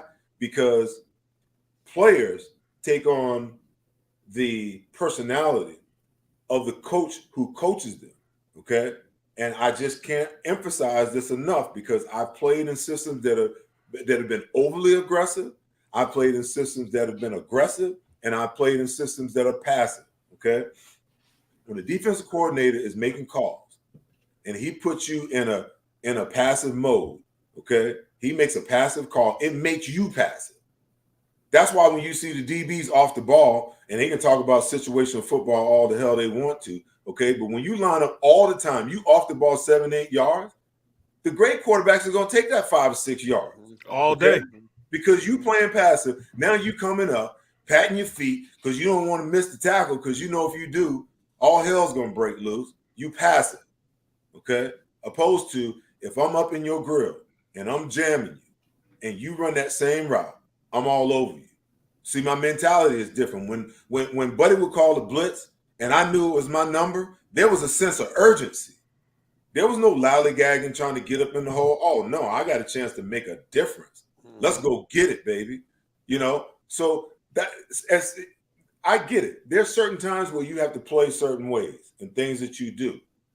But I just, this passive mode of football where, we're going to keep the lid on top of it. We're just not going to let them hit big plays. You can either die by death by 1,000 cuts or one right to the heart. Make your choice, But I would much rather take my chances at winning than hoping that we don't give up a big play and lose that way. Right. And to me, when I see Jonathan Gannon, when I see the way he calls plays, man, no. And there's a lot of people, man. I respect the hell out of Brian Dawkins. Yeah. He said he likes what he saw in that defense. Okay. Jonathan Gannon got a lot of consideration as a head coach. And I'm asking myself, how? How? Exactly. How? Because the first 7 games, did you just throw those away? Because when you played the upper echelon teams, do you realize the Eagles gave up 42 points a game against the damn Cowboys this year? Mm. They gave up a 42 spot to the Kansas City Chiefs. Okay? That I can just remember those because those stand out. Then you go to the second half of the season when you're playing the Sisters of the Poor, okay? And the defense rises all the way up to the top 5, and everybody wants to say, oh, look at this offensive coordinator. He's this defense coordinator. He's a head coach material. Y'all done lost your damn mind, man. You see, it still bothers me, Seth, when Gannon came out and said, we don't have a scheme. We have a philosophy. And then he tried to rectify it because so many people came down on him in the media in Philadelphia a few days later. I'm sure after he talked to Sirianni and the people upstairs, what I was trying to say was this.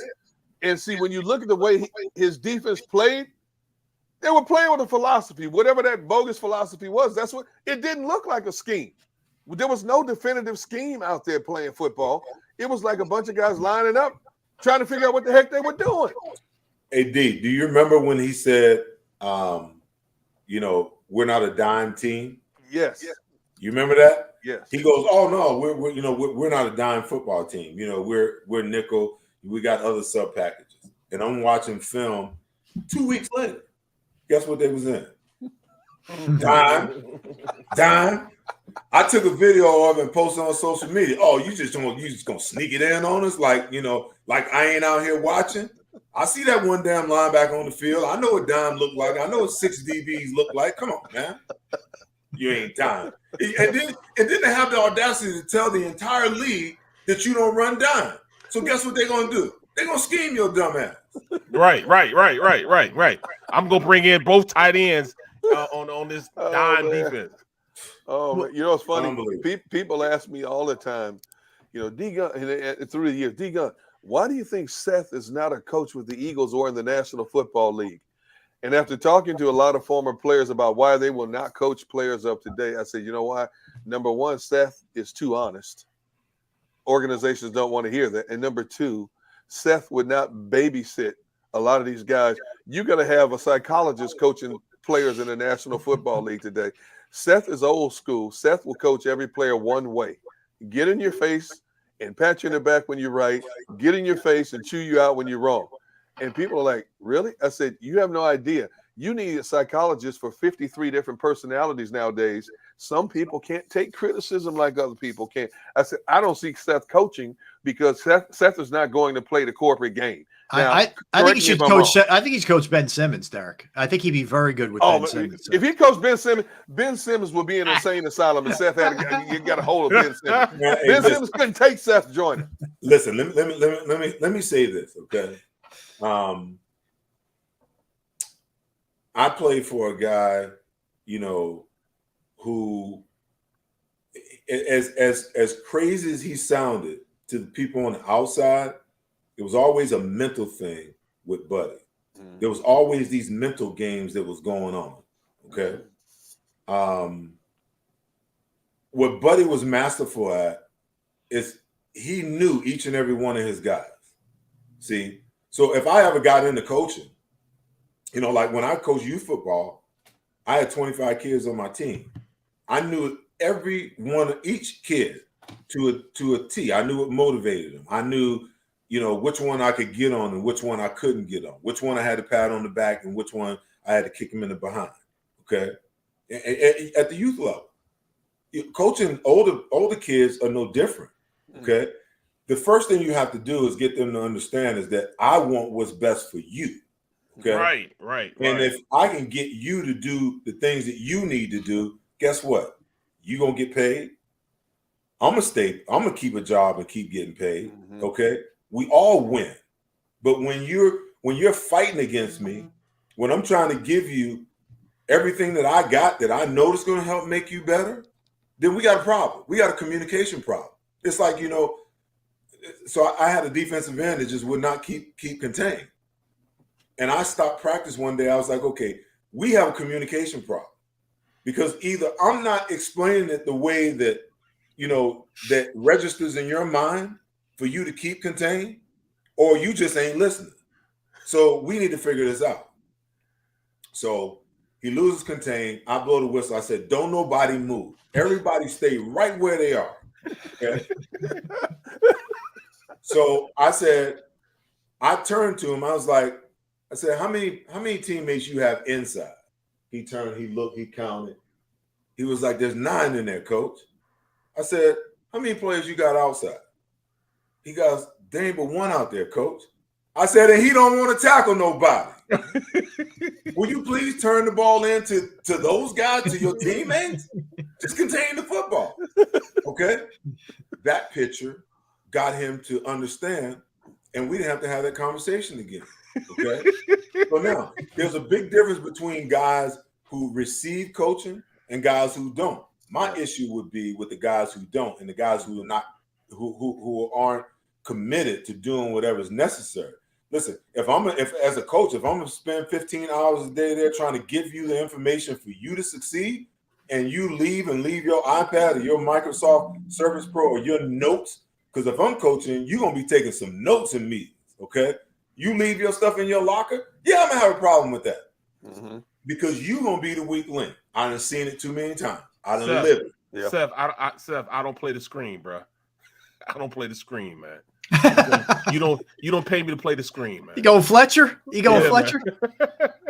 Oh my God! And then the next week, guess who made a play on the screen? Right. Bro, you should have, dog. You could have bought me with a nickel, dog. I would like to have seen that. I would like to have an ISO camera on Seth with the steam coming out when Fletcher said that. Man. There are times we sit because we have to watch the game together. Everybody, we watch the game together in the office. I'm on one side of the office and Seth is on the other side of the office. I'll be sitting there. All of a sudden I hear, did you what? He can't even get it out. Bird, listen, man, what is he? It's tough sometimes, you know, when you see these guys and you know where they should be and what they should be doing, and technically and fundamentally how the game is supposed to be played, and they're just not doing it. And you know, you have to wonder, you know, because a coach told me this one time. He said, "What you see on the field is either A, being coached, or B, being tolerated. Okay, one or the other." Okay, I'm just one of those coaches.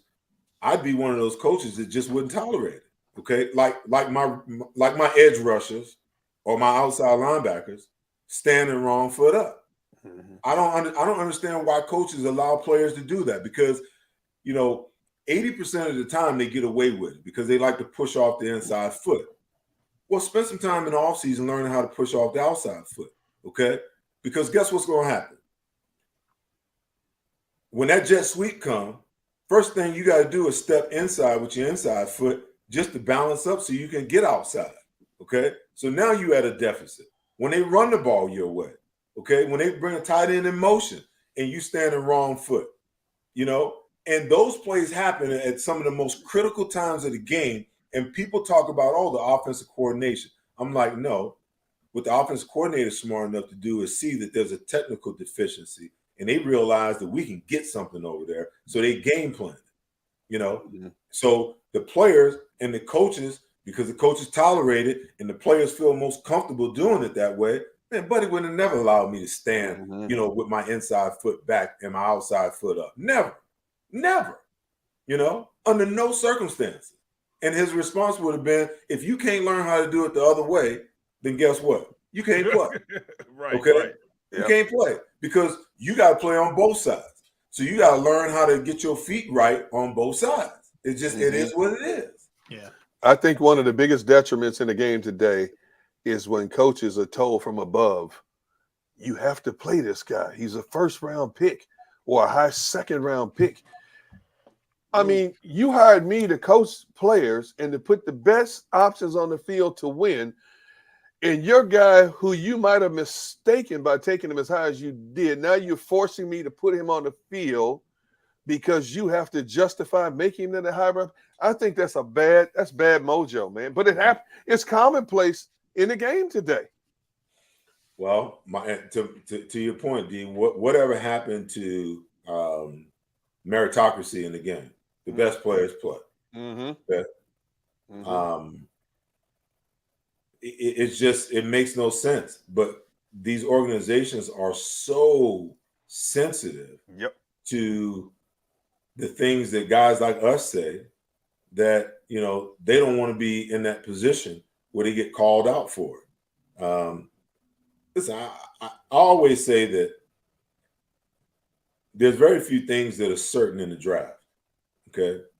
Because you can measure a 40, a vertical, a broad, a four cone, you know, the bench press. You can measure all of these things, okay? And now today, these players have learned how to game the system. When the bowl season is over, they come out here, they go to Exos or Fisher Sports, they go out to LA, they go out to Florida, they train to be able to go to the combine and put up their best times. But no one's looking at, you know, how good of a football player they really are, okay? Until they devise a metric to not only measure what's in here, okay, but what's in here. And I'm talking about football smarts, because I've seen guys bomb the Wonderlic test, and on the football field, they were football savants. You understand what I'm saying? So that's two different realms, okay? But when you can measure those two, that gives you a clear-cut understanding where you say, well, this is a no lose situation because you don't know what guys' motives are. I always say there's 3 different types of players in the NFL. There's the guy who plays for the notoriety. Everywhere he goes, he wants everybody to know, oh, I'm so-and-so and I play for so-and-so, okay? Then you get the guy that plays for the money. When he get paid, he going to shut it down, and you're going to be asking him to take a pay cut in two years, okay? Then you got that guy that wants to be a champion. And he understands that if he just goes out and becomes the best version of himself, everything else will take care of itself. Yeah. The hard part is you can't get 53 of them guys. You got to mix in those other 2 bums, you know? And when you get a roster like that, that's what makes it so difficult to win. And that's what makes it so difficult to say, you know, that we drafted the right guy. Because you might have all of this information in front of you, you know, but the one thing you can't measure what his motives are. You can't measure his desire. Because guys can fake, oh, man, I love football, man, all day long. I watch film, da-da-da. You don't know. I mean, Fletcher Cox even said, man, I don't really like football. I'm just good at it. Come on, man. He told the truth. Yeah. He told the truth. I'm sitting back thinking, I never got paid. I never got the notoriety. I guess I fit in that third. Hey, you got a ring, don't you? Yes, sir. All right. There you go. Yeah. There you go. You're right about that, man. You're right about it, man. Life is, you know, life is. When you're in the NFL, man, life is just so fast, man. But you got to be focused, man. And I don't see a lot of focus in you know, that wide receiver room on wanting to be great, man. I see guys in certain positions, like offensive line, the coach is going to make you great. He's going to make you great. You want to get better in that room, in that meeting room. You want to get better. You want to play at a high standard. I don't necessarily see that in the wide receiver room. You know what I'm saying? Listen, is it coaching or what is it? So B, you know, gosh, what's the offensive line coach name? Stoutland. Yeah. So you know Jeff Stoutland. Yep. You 2 guys have been in the media forever, so y'all know Stoutland. Yeah. Okay. Is anything else acceptable other than high-level play on that offensive line? Nope. Okay. So now, let's talk about the other position. Okay. Here we go. So my thing is, I believe this because I lived it. Okay. My development can be traced back to the level of coaching that I received. Yep. When Buddy Ryan and Wade Phillips was my linebacker coach my first 2 years in the league. And he drilled me. He rode me like a rented mule, man, for 2 years. Okay. Then I had Jeff Fisher for 3 years. Okay. By the time I got through those 3 guys and Buddy being on my behind every day, I had everything that I needed, okay, to be successful. So now, when these other coaches that I got, when they come in, the first thing I want to know, what tools can you add to my toolbox to help me get better? Okay. The ones who couldn't add anything, listen, give me my game plan on Wednesday and leave me the hell alone till Monday when we go over the film. Because I'm going to prepare. I'm going to be ready. But you can't give me anything else that makes me better. Okay? Coaching is just not about X's and O's. Coaching is about how can I evaluate the talent of a player and take his skill sets and create for him a toolbox for him to go on the football field and get better year after year after year. Now, the player has to want to get better. If he don't want to get better, okay, I might as well throw that toolbox in the trunk and forget about it, okay? But if he wants to get better and he's got a coach who has the ability to give him the tools each and every day and to hold him accountable every single day, he'll get better, okay? So when you talk about different positions on the Philadelphia Eagles, okay, let's evaluate who's doing the coaching, who's doing the teaching, okay? Because if you don't have those guys, then you arrest the development of your players. Okay, that's why it's important that you have guys who understand not only how to coach X's and O's, not only how to be a psychologist, not only how to be a dad figure, not only know how to be, a friend from time to time, but a guy who knows the position and can teach you what to look at, what the technique is, how to use your hands, where your eyes are supposed to be looking, your footwork. All of that stuff is important, man. All of it is important to a young player's development. Seth, phenomenal, man. Phenomenal. Hey, I want to remind everybody, Seth and Mike Quick, our guests coming up at 2 o'clock, they're going to be hanging with us, Ocean Resort Draft Night, which is only now 8 days away. Seth, we can't wait till you're in town, man. It's going to be fun hanging out in person. Can't wait, man. Can't wait to see. And listen, I'm so sick and tired of mock drafts, 1.0, 2.0, 3.0, 100.0, man. Let's get this draft done already. I want to see who gets who and how it looks, man. I hear that. Seth, we appreciate it, man. Have a great rest of your day. Thanks for joining us. You got it, man. Anytime. All right, that's Seth joining. Hey, guys, I do want to remind everybody, too, because this is going to be really, really cool. All right, so JAKIB Media luxury tour bus to the draft extravaganza presented by Stateside Vodka. All right, so you're from the region. You're interested in a seat on the luxury tour bus to Ocean Casino Resort for the JAKIB Media draft extravaganza. Pretty simple, man. Here's what you do. On the subject line, all right, just put Gunner invited me. Do you know that, Derek? Gunner invited me. That's right. That's right. That's what you do. That's what you do on the subject line. You email Krause, Kruesey, at JAKIB Media, JAKIBmedia.com. So on the subject line, Gunner invited me, and be advised, there's only 36 seats on the luxury limo bus, 12 for each show. That's us, obviously. Refreshments, food, special prize packs, and 3 lucky winners will sit in the VIP section for our live show. So we got a lot going on there, man. Let me put this disclaimer out there before it gets out of control. Yes, sir.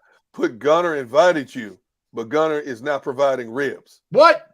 Cost of meat is too much, man. I'm going to talk to Krause about that, man. Hey, look, man. Cost of meat, bro. I can't even feed my family, bro. We out eating cornflakes over here, man. All right. Well, listen, the king of content himself, Joe Krause, JAKIB Media, will communicate with everyone this week and provide all the details. Let's fill that luxury bus, guys. It's going to be fun. I'll remind everybody about that a little bit later in the show. We come back, guys, 2 o'clock. We're going to be joined by Mike Quick. We might sneak in a little Phillies when we get back. It ain't getting any prettier from what's happening with the Fighting Phils. We'll do that when we get back. Barrett Brooks, Derek Gunn, Rob Ellis, Sports Take, JAKIB Media. Go for the midnight dares. Go for the game. Go for the hits. Go for the fans. Go for the win. Go to Ocean Casino Resort. Book your trip at theoceanac.com. All right, did you know I was the mommy slam dunk champion? Really? Yes, really, don't sound so surprised. Let's see it. Oh, you're ready. All right, here we go. Let's hear the crowd. So go to right, I go to left, fake them out. Mama, go up, up. She did it. Again? You can't avoid gravity, but United Healthcare can help you avoid financial surprises by helping you compare costs and doctor quality ratings. United Healthcare. Uh-huh.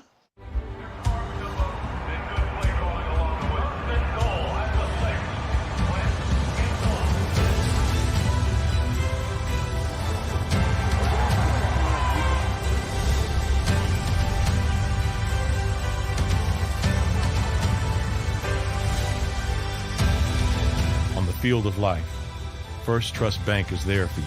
Champions on 3. 1, 2, 3. Because Philadelphia dreams deserve a Philadelphia bank.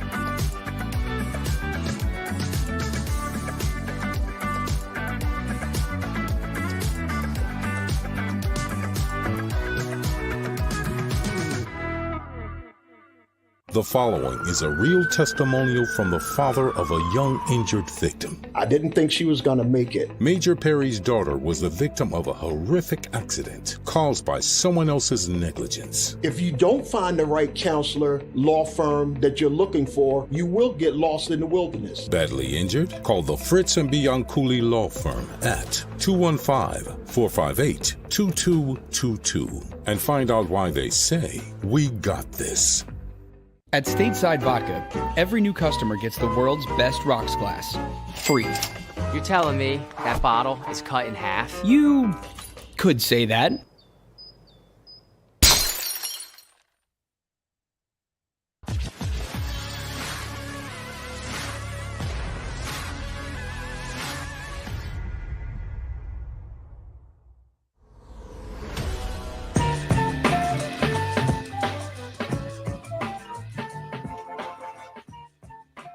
All right, welcome back in, friends. We are Sports Take. I am Rob Ellis along with D Gun. Barrett Brooks, getting a lot of love for the hoodie, man. This is my I wore this Super Bowl Sunday when the Eagles beat the Patriots. It's the good luck charm hoodie, so to speak. You guys have any of that, like clothes that you just it's getting up there a little bit now at this point, but I can't give up on it, man. You got some old stuff that you got to wear. You superstitious like I am? My wife made me throw it out, man. Uh-oh. No, I just keep things. I don't worry about suit. Now, when I was playing, I had a little bit of superstition. I always had to have chicken. Game day or the night before? Game day. Okay. I had chicken I had chicken, potatoes, whether it's mashed potatoes or a baked potato, and I'd have to have ranch dressing on both. Ranch on potatoes, on mashed potatoes? Yes. What's wrong with you, man? See, another prime example of this dude ain't playing with a full deck. I'm just saying, man. See what I mean? That's what I had to have, man. Got him for a lot of years. Started through college. Wow. Okay. Be a St. Louis thing. Is that a St. Did you have that as a kid too? Do we need to check with Mrs. Brooks? Heck no, I didn't have that. Okay. I didn't have that. All right, just making sure.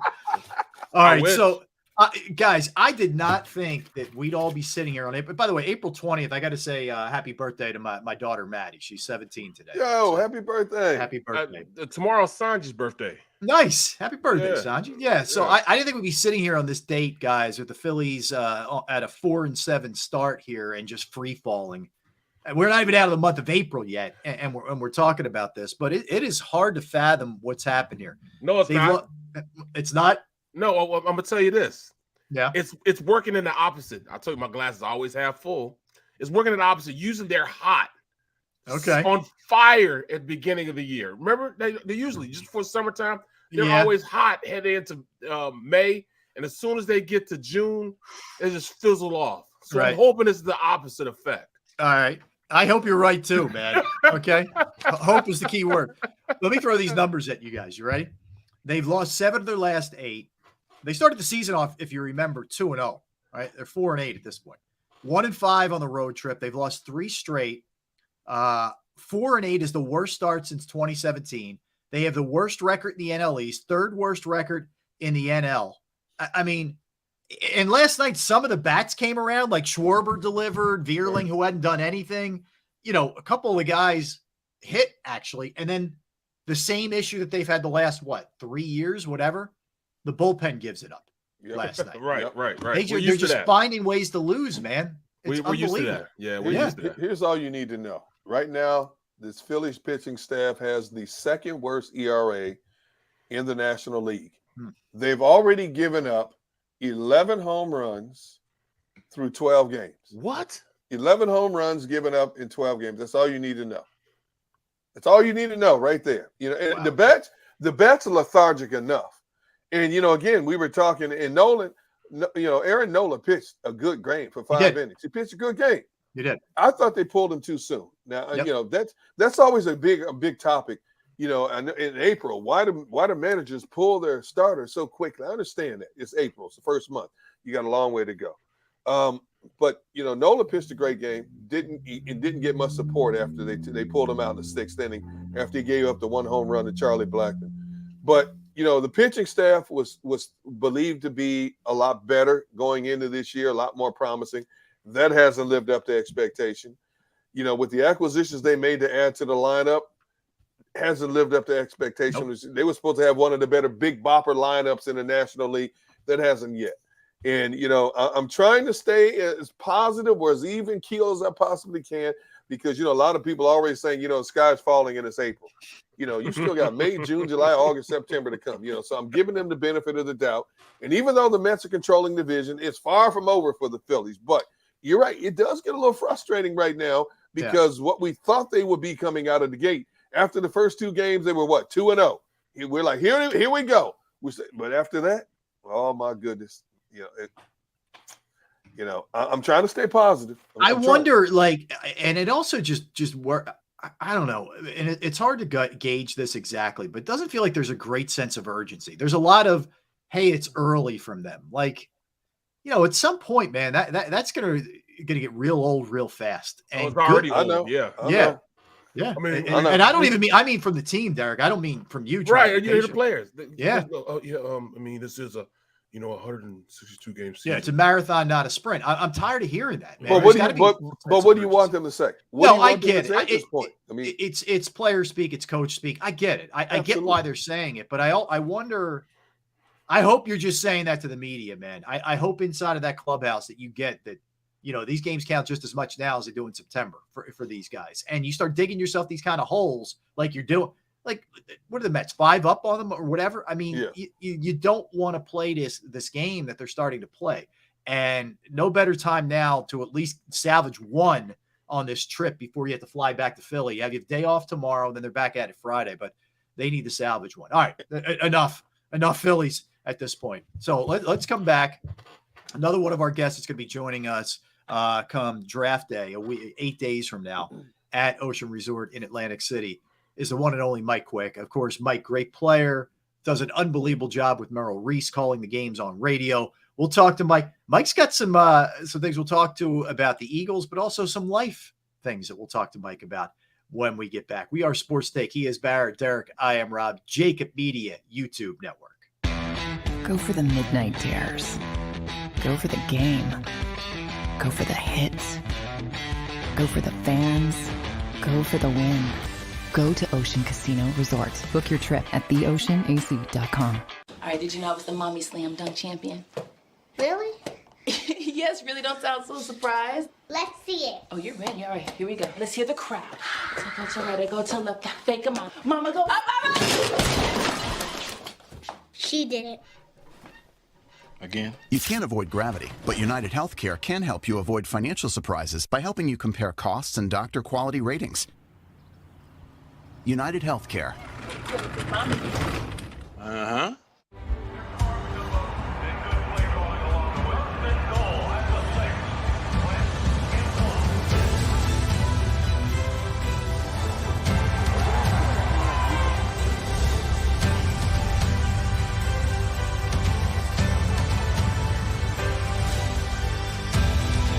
On the field of life, First Trust Bank is there for you.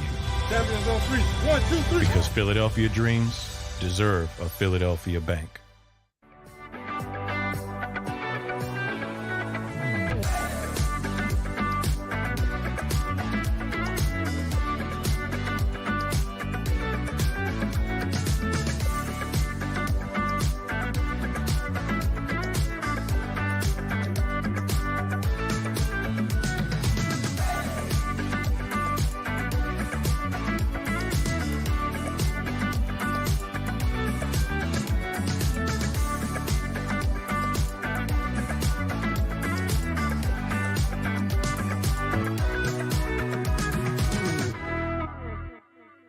The following is a real testimonial from the father of a young injured victim. I didn't think she was going to make it. Major Perry's daughter was the victim of a horrific accident caused by someone else's negligence. If you don't find the right counselor, law firm that you're looking for, you will get lost in the wilderness. Badly injured? Call the Fritz and Bianculli Law Firm at 215-458-2222 and find out why they say, "We got this."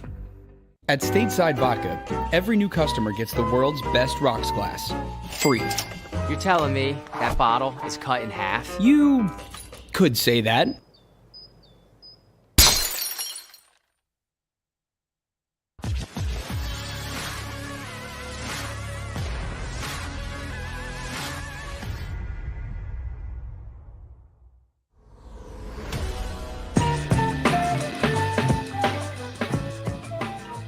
Two o'clock hour. Welcome back, everybody. JAKIB Media YouTube Network. We are Sports Take. I am Rob Ellis, along with Barrett Brooks, Derek Gunn, and joining us now, the man who played for the Birds from 1982 to 1990, has transitioned as smoothly as it gets, smoother than I'm doing this introduction, into the broadcast booth with Merrill Reese calling the games on the radio. And look at, he's living large out on the deck right now. Look at this. That's how the rich do it. That is the one and only Mike Quick. Hugh, you look nice and comfortable, man.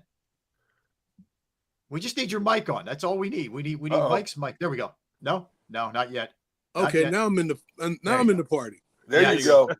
What's up, guys? Mike, oh good. First of all, we got to start with this one, man. Do we now go by Grandpa, Poppy, Pop?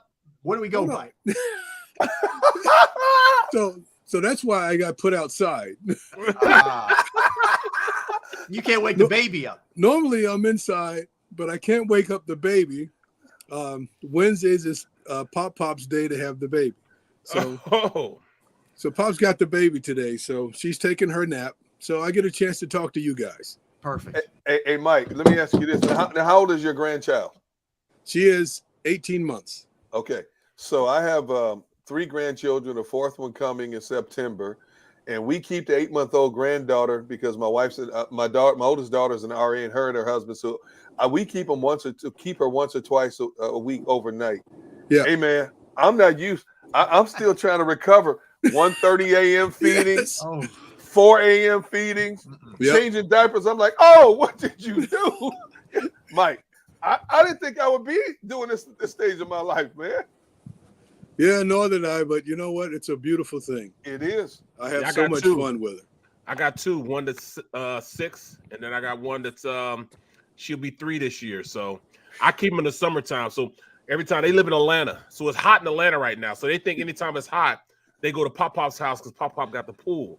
So I think it's still cold up here, grandson. No, it's hot. It's hot up here. I'm like, no, it's still cold up here. The pool's not open yet. We're freezing up here, man. So just wait. Well, Mike, the best thing I hear is you can play with them all day, do whatever you want, and then you get to hand them back off, man. That's right. Is that correct? Listen, about 5 o'clock, I give her right back. Nice. Then you go play golf. You cut it for golf time, but a little practice in. There you go.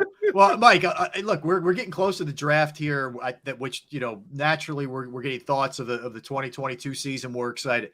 Just give me your overall assessment of last year. I mean, it was a slow start. We all know that 2-5, I think, at one point. There was an ugly game in Vegas. They got it together. They rally. They end up making the playoffs when not many of us thought that they would. What's your overall assessment of where things are right now, last year, et cetera? Well, I still think that they're a developing team and hopefully an ascending team. You got to take into consideration this new coaching staff, a lot of guys who don't have a lot of NFL experience on the coaching staff as well as the players. So this is a team that's they're in transition. And even looking at the most important position, the quarterback position, I think you have to realize that this year is still a transition and developing type of year for the coaching staff, as well as the guy who plays the most important position on the football field.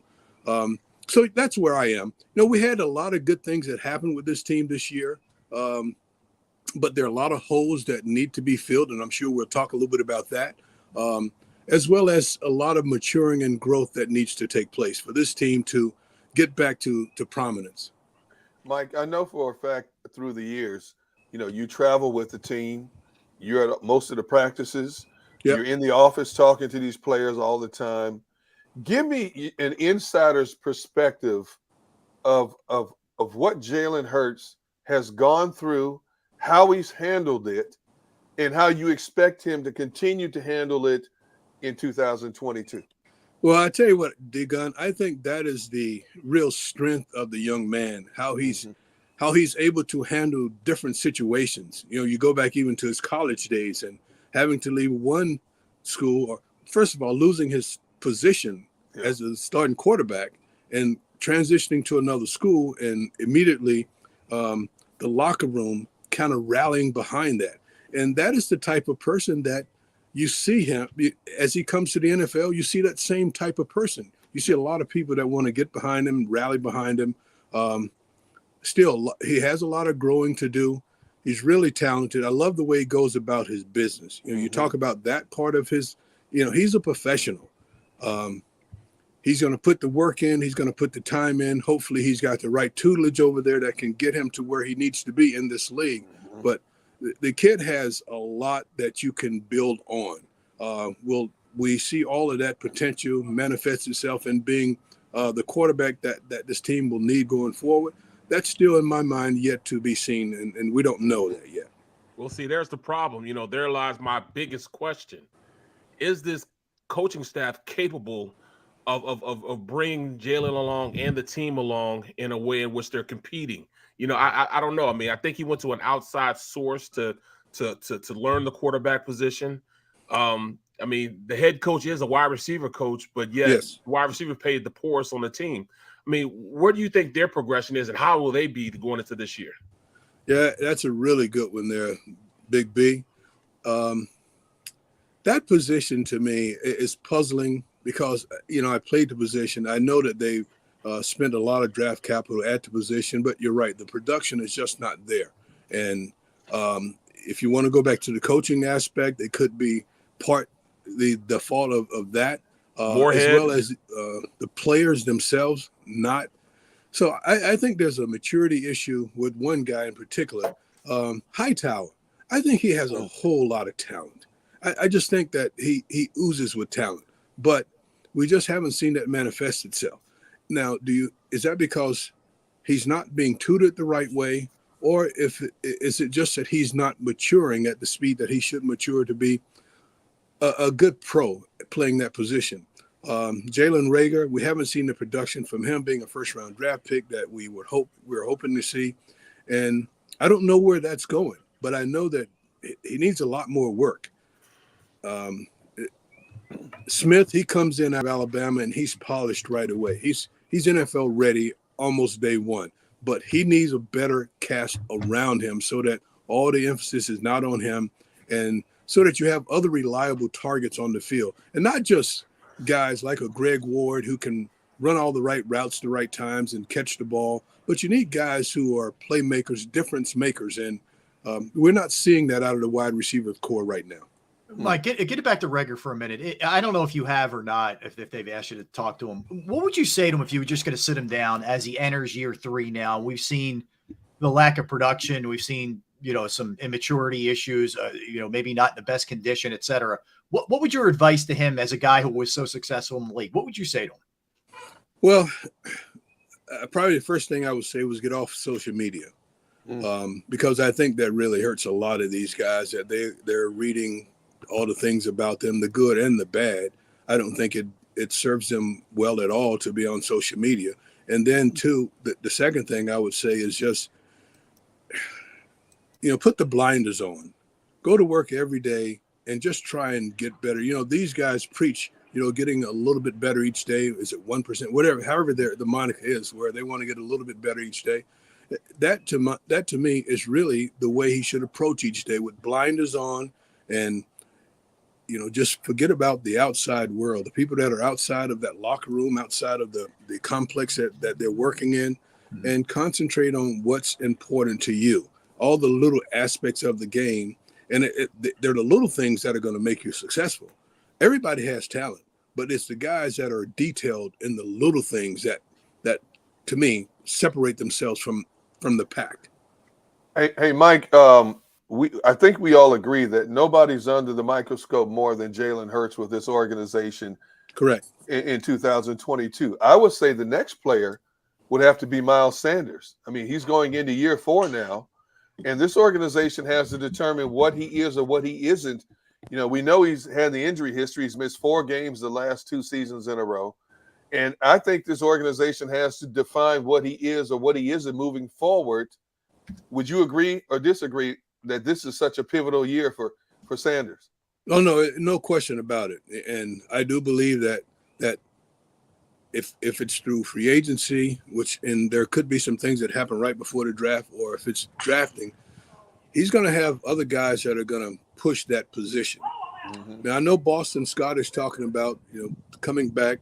I know the kid, Kenny Gainwell, he's talking about he's going to tear it up this year. So you've already in-house got guys that are going to be pushing for more snaps, more time on the field. But that position, and Miles Sanders in particular, has fallen off. But I think a lot of it has to do with, as I stated when we first started, the inexperience of the coaching staff, the inexperience and the growth of this team, because they're not there yet. They're not ready for prime time yet, but they are a work in progress.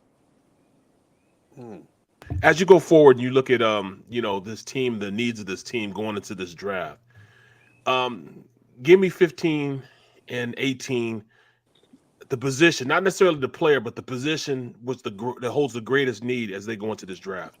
Woo. Here we go. So, you got aging offensive linemen. That's a concern, but is that more immediate than the D line? So for me, I think you have to make sure that you have the bigs in place before you worry about the skilled position guys. I'm a skilled position guy, but I understand nothing really moves if you don't have guys that can dominate the line of scrimmage. So I think it begins there. I think you got to have a disruptor coming off the edge. I know they signed the local kid, Reddick. What's it? Hassan Reddick. Hassan Reddick. They signed him, and I think he's a great addition. But I think still you need more people that disrupt the game. That's how you win in this league. If you allow quarterbacks to go through their progression and do what they want to do in the time that they want to do it, you don't have much of a chance. The athletes are too good. The only way you can slow those guys down is to disrupt them, get in their face, speed up their clock, mess up their timing. And if you're able to do that, then you have a chance. So that's where I begin. I begin with somebody that I know or feel real comfortable he can come in and disrupt things. As the offense start to learn and start to grow and start to get better, if you shore up your defense and you limit the points that you allow defensively, you have a chance in this league. And Mike, let me stay on that theme for a minute. They haven't been in a real hurry to take linebackers high in the draft, first round especially. Correct. Any chance, because Gannon kind of hinted at this, is there any chance that may change this year because of a different coordinator, maybe some of the things that he wants to do? Any chance they come off that stance? So I'm just listening, reading the tea leaves when Jonathan Gannon talks. He's looking for a different style of linebacker.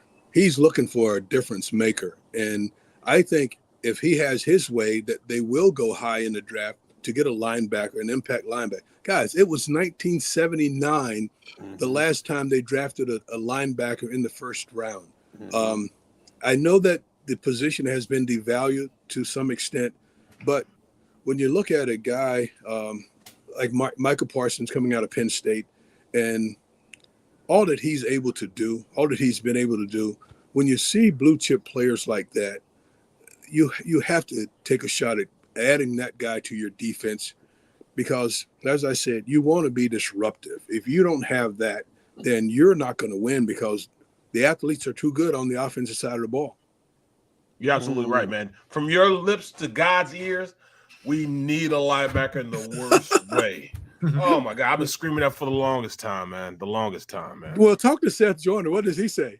Oh, of course he's been echoing it, man. He may say it a little different than I do, but yes, he's in favor of that also. Because like I tell everybody all the time, there's nothing like, when I'm lined up and when I was playing and I'm looking across the line of scrimmage and I see Ray Lewis sitting across from me. Or, I see guys like that, you know what I'm saying? Yeah. Hardy Nickerson or, I played against great linebackers and all of them, you had to account for them in the number count when you're, even with the defensive line being the way they were. If you didn't find out where they were, they could wreak havoc if you couldn't block them. Barrett, even every day in practice, when you break the huddle, when you're playing against a guy of that caliber, you have to, it's almost like, where's Waldo? You got to find that guy because you're going to turn your protection to that guy. You have to find that guy, and there's so much resources put into guys when they're that type of football player that sometimes you miss some of the other things and you're not as proficient at other things because you have to pay so much attention to that guy. When you have that type of guy, it really puts a stress on an offense. Hey, Mike, you've been with this organization a long time, both as a player and as an analyst and as an ambassador to a lot of things that they do in the community. Why do you think they have devalued the linebacking position so much in terms of taking them in a higher position in the draft? So I don't know when it actually started, but you hear all this conversation about a positionless player. And it's really because of, if you look at most of these offenses, most of them are predominantly 11 personnel, meaning that they're going to have 3 wide receivers on the field most times. Yep. So when you have that, you got to understand the game it's like fast break basketball. It's about throwing the ball. It's about getting the football out quickly. It's about trying to get up and down the field. And in that, you don't find the effectiveness of a Jeremiah Trotter type of linebacker, a guy who's 250 pounds in the middle, who's not going to allow you to run the football because that's not the style of offense that the teams in the NFL play any longer. Right. So you're looking for these hybrid linebackers, these guys who are 225 pounds, like the size of Ike Reese when Ike played. These guys are the 225, 235, and guys who can play the safety position or the linebacker position because of all the traffic that they're going to have to deal with in that secondary. That's really where the league has gone. That's why that big thumper in the middle, he's not. Many times when you have that guy, if he's fast enough, they're moving him out on the edge and getting him in positions where he can do other things. Hey, Mike, let me ask you, you played and obviously the tail end of your career, you're dealing with some injuries the last couple of years, only played 10 games your last 2 years. But during your career, and it was a 9-year window here, you had more than 6,000 yards. You averaged more than 17 yards per catch, 61 touchdowns. They couldn't cover you. What would you, but in all seriousness, man, what would you do? What would you do now? What would you do now in terms of if a healthy Mike Quick playing in 2022? It wouldn't be fair.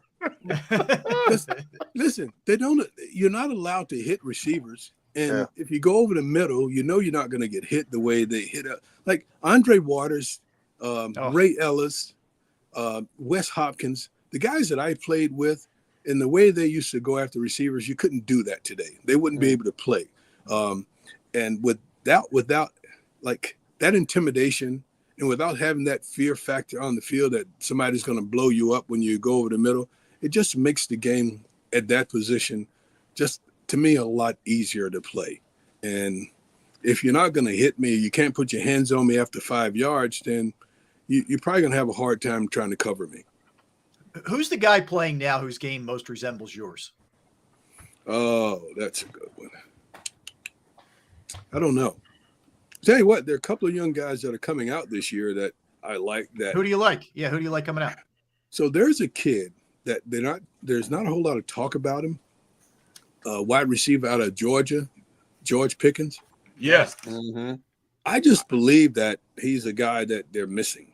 That because he was injured, might have been his sophomore year, junior year, because he was injured, and he's just not getting the attention that a lot of the guys are getting. But I just think that I think people are going to miss because I think he's a stud, and I think he resembles kind of. I like how physical he is, big body, runs well, catches the ball well, and he's got moxie, he's got guts. You're not gonna, as they say, punk him. You're not gonna make him back down. I just like the guy a lot. Go ahead, Barrett. We're on the same level, man, because his best year, the best year he had like 7, almost 800 yards. Yeah. But he was hurt. He comes back. He can't really get it going. They're playing, they're playing out of their mind. So he's flying under the radar. It's Pickens and Walker. Walker the line, not Walker the defensive end, but Walker the linebacker, Quay Walker. Both guys are flying under the radar because they're in Georgia. Nobody's really talking about them because those other guys have been taking all the shine. Both of those guys are my my sleepers in this draft, man. Both of those guys are gonna play good, and you're gonna know who they are when they get to the team they're gonna be at. So I know. I mean, the other names they're great. You know, the Jameson Williamson, the Chris Olaves, and the ones that everyone's talking about, and they're great players, and I think they're going to be great pros. You have like 5 or 6 receivers coming out that I think they're going to be really good pros. But then there's a handful that no one's talking about. Right. And Mike, this organization, Howie obviously has his people that he relies on for information when it comes to draft picks. Because you have been in this organization for so long, because you played the wide receiver position, does the organization ever ask for your input in terms of, hey, Mike, who do you like? You know, especially at the receiving position. Yeah. But does that mean that they're going to go out and draft a guy because I said I like him? Well, but you see attributes in these guys and you watch this offense, and hey, you know what? I think this guy would be a perfect plug and play in your offense. Indeed, just like I'll share it with you, my thoughts about players, I'm happy to share it with them or anyone else. And, you take that for what it's worth. If if you value my opinion, then you go with it. But if not, you have your own opinion. You can do what you choose to do. But when I'm asked, I will speak my mind. No problem with that. And Mike, there's a lot of talk. We've discussed it a lot early in the show. Debo Samuel apparently wants out of San Francisco. You see the way that he's utilized as sort of that hybrid. They'll use him in the running attack with jet sweeps, but he's also an unbelievable receiver. Is he a guy you'd be willing to sacrifice, and you're going to have to give a lot up to get him to look at to possibly come here? I would say no. I just I don't think you want to, with the money that they're shelling out to wide receivers these days, I think you would have to, I think it would disrupt your pay scale if you pay him the type of money and you give up what you would have to give up to get him in Philadelphia in a year where you're still developing. So if it's a situation where I need that one guy and I think he'll get us over the edge, yes, I could see doing that. But in 2004, something like that. Right. When you bought in Alshon Jeffrey and he gave you so much on that road to the Super Bowl, when you're able to do things like that, plug guys in because you need that other piece. But I just think that this team is not quite there yet, and I wouldn't give up what I would have to give up to get Debo because I think it'll disrupt things going forward. In 3 years, maybe even 2 years, you're going to have to re-sign Devontae Smith. And if you give Debo $20 million today a year, then what are you going to give Smith in 3 years? Mm-hmm. It's it could be crazy. Well, see, that's the problem right there because you look at Jalen Hurts and what if he goes out and just plays well, they make it to the playoffs, he plays as a not a franchise winning quarterback, but a quarterback that's an NFL pro, consistent. He's a guy that you don't have to worry about him losing games. He's a manager. He's a game manager. He can go out and run when you want. But then you have to look at what you have to pay him going into next year. We're talking about upwards of $40 million for just a little above average quarterback. But that's the going rate for quarterbacks these days. That's correct. And I think that's a problem that the Eagles are looking at right now. I think also another factor that we have to take into consideration, Mike, as I said, earlier when Seth was on, is you don't know if a Debo Samuel will flourish in this offense the way he did out there with the 49ers. I think Kyle Shanahan is one of the most innovative offensive minds in the game today. Without question. I can't say that about Nick Sirianni yet. You see what I'm saying? Debo Samuel fit into a team that was structured with a lot of veteran players. He knew his place. My concern is, would Debo be a disruptive factor in here because he would be the star in this locker room? And if he doesn't get his touches, would he keep his mouth closed or would he speak openly, which would be a major distraction to an organization that has told us time and time again through the Doug Peterson years and even now through the Sirianni brief tenure, we want locker room guys. We want guys that are about we and not me. We don't know I don't know anything about a Debo Samuel, but I'm saying we don't know what kind of guy he would be. But I do believe this. I believe you're better off, and I think you're speaking to this, when you're able to grow your talent rather than to go out and bring people in. So And right now is the time when you're looking at these guys. They don't only look at what they've done on the field. They do in-depth studies on these guys, try to learn their background, try to learn their why. What's their reason? Why do you want to play football? This game is going to, more than likely when you're older, it's going to have an effect on your body. Like, why do you want to do this? And you got to understand the why of some of these guys. And with all the research that they do, that's part of the research, to understand the person that they're investing in, because it's a huge investment. When you're drafting a guy, when you're signing a guy anymore, it's a multi-million-dollar investment. That's right. So you have to uncover every stone and know as much as you can about that person. And then when you're able to get the right person and grow that talent, you have a much better chance of success. Because it's a part of what, you know what chemistry you want. You know what type of chemistry you're trying to build in your building. So not only do you want a talented person, you want a person that fits what you're trying to build. Mike, let me ask you about Nick Sirianni, because what I liked last year about him was his willingness to adapt to what he had. Okay, I think we all, he played to his strengths. Ideally, in a perfect world, does he pivot off of that? Is he much more of a throw guy, or do you think he'll still stay true to the running game? I think we lost Mike. Uh-oh. We froze up a little bit. We'll see if we can maybe get Mike straightened out there, but we lost him for a second. But pretty insightful stuff. What I thought was interesting, one of the things I thought, there we go. We got Mike back up. I don't know if you heard me, Mike. Do you think Sirianni would, if he has the horses, if you will he pivot off of that run heavy and go back into the passing attack? Uh-oh. I think it's my question, guys. I'm going to blame me. I'm taking the blame on that one. Maybe I need to ask a different question. I thought Mike was really interesting on Rager, and what he needs to do. I think a lot of this is, look, did they overdraft him? Probably, but I think a lot of it is on him as well. I don't think he has been as locked in as he needs to be. Oh, you're absolutely right, man, because you look at Jalen. Jalen is not bad as what he played last week. Hey, there he is. Mike, stop playing with the computer. Come on, man. Mike. Hey, it must be time for my grandbaby to wake up. Maybe we need to wrap it up. No, what I was asking is, Sirianni, do you think he will pivot off of the run heavy? Would the preference be to throw a lot more than what we saw last year? Yeah, that's what you want to do, but you have to work with what you have. And if Jalen Hurts comes along and becomes the passer that they need him to be successful, I think you throw the ball more. That's how you win in this league. You got to throw the football. But you're right. He adapted to what he had last year. What he has is one of the best offensive line coaches in all of football. Yep. And what you have is a big mauling offensive line. And what you have is a quarterback who has the ability to affect defenses because he can run the ball and hurt you running the football. So when you look at my strength today, that's what it is. And I have to go with that.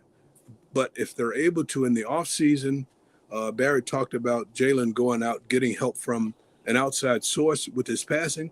I just think that's a smart thing to do. I think you have to try and each year get a little bit better in the things that you know that you're deficient at. So if that works, and if they're able to continue to build, then you got something. But you have to work with what you have. All right, last one, Mike. Sixers tonight, Game 3 in Toronto, up 2-0. We know how locked you are on the Sixers. Do they win? Do they win this series? So when they turn it on, Toronto can't beat them. When they decide to play. Now, if they go out like they did in Game 2, and it's kind of just, we're here, we're going to win the game, and Toronto goes up on them right away, then, you get a little bit concerned. But I know that when the Sixers decide to play, that Toronto can't beat them. And James Harden's not even playing yet. He's more a facilitator now. He's not even shooting the ball. Now, I think in the next series, because they will get past this series, he's going to have to be a shooter more than he is right now. I think it's cool that, Maxey is doing his thing, Thibault's doing his thing, and the big guy, he's going to always do his thing. And you throw in Danny Green once in a while, with a dunk. He had to dust off his shoes to dunk that football. That basketball. That was a young Mike Quick in high school. He hasn't dunked the ball in so long. He had to dust off his shoes to get up there, but it was cool to see. So I think they could possibly sweep Toronto. If they go up and decide to play, they'll sweep them and they'll be able to get an extra day or two rest. Hey, Mike, I'm not trying to start controversy. Here we go. You know me. I just keep it on the low. But hey, Merrill Reese just got a 3-year extension. Did Mike Quick get his extension as well? Yeah, I just don't need to talk about it. There you go. There you go. There you go. That's my dog. Show me the money. Yeah. I don't need to talk about that. Hey, man, those diapers aren't free, Mike. You know what I mean? Exactly. All right. Well, we'll let you get back to the grandchild. We appreciate it, Mike. Always good seeing you, man. And we can't wait to hang out with you next week, man. We're really looking forward to it. I enjoy you guys. I like talking to knowledgeable people, and I really enjoy you guys. Thanks, Mike. Have a great day. A lot, man. All right, appreciate it. Yeah, let me remind everybody about this, Derek, because you're the lucky one who gets the subject line. Gunner invited me, okay? So again, just let everybody know, because we want you to come hang out with us, right? It's your chance to join us live, Ocean Resort Casino. Go live for the show, go for the win.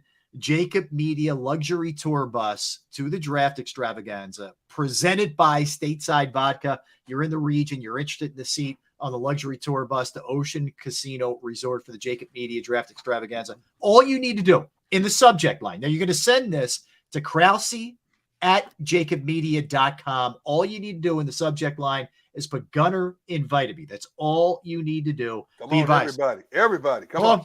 Come on. We need as many people as possible. Yeah, there's 36 seats, all right, on the luxury limo, 12 from each show. So let's represent Sports Take strong.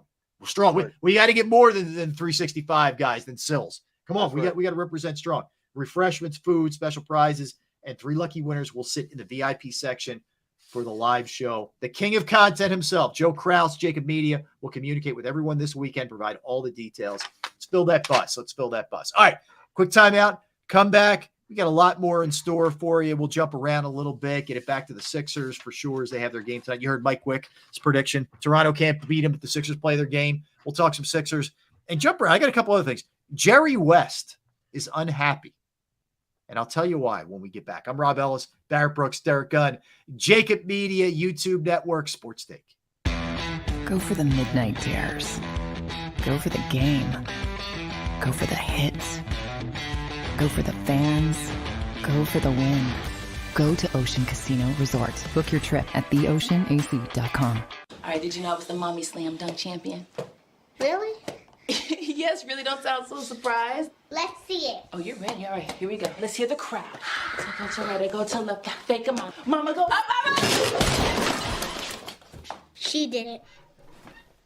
Again? You can't avoid gravity, but United Healthcare can help you avoid financial surprises by helping you compare costs and doctor quality ratings. United Healthcare. Uh-huh.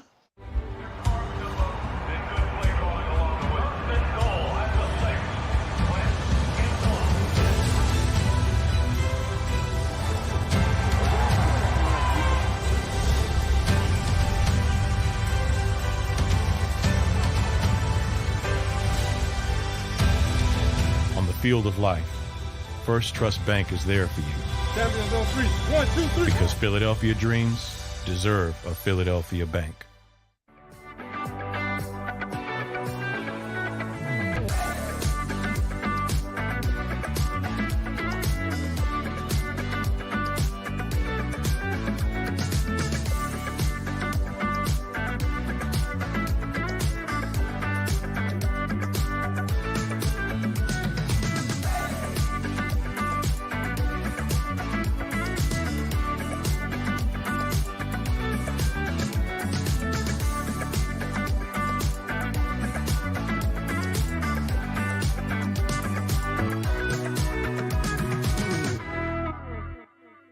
The following is a real testimonial from the father of a young injured victim. I didn't think she was going to make it. Major Perry's daughter was the victim of a horrific accident caused by someone else's negligence. If you don't find the right counselor, law firm that you're looking for, you will get lost in the wilderness. Badly injured? Call the Fritz and Bianculli Law Firm at 215-458-2222 and find out why they say, "We got this." At Stateside Vodka, every new customer gets the world's best rocks glass, free. You're telling me that bottle is cut in half? You could say that.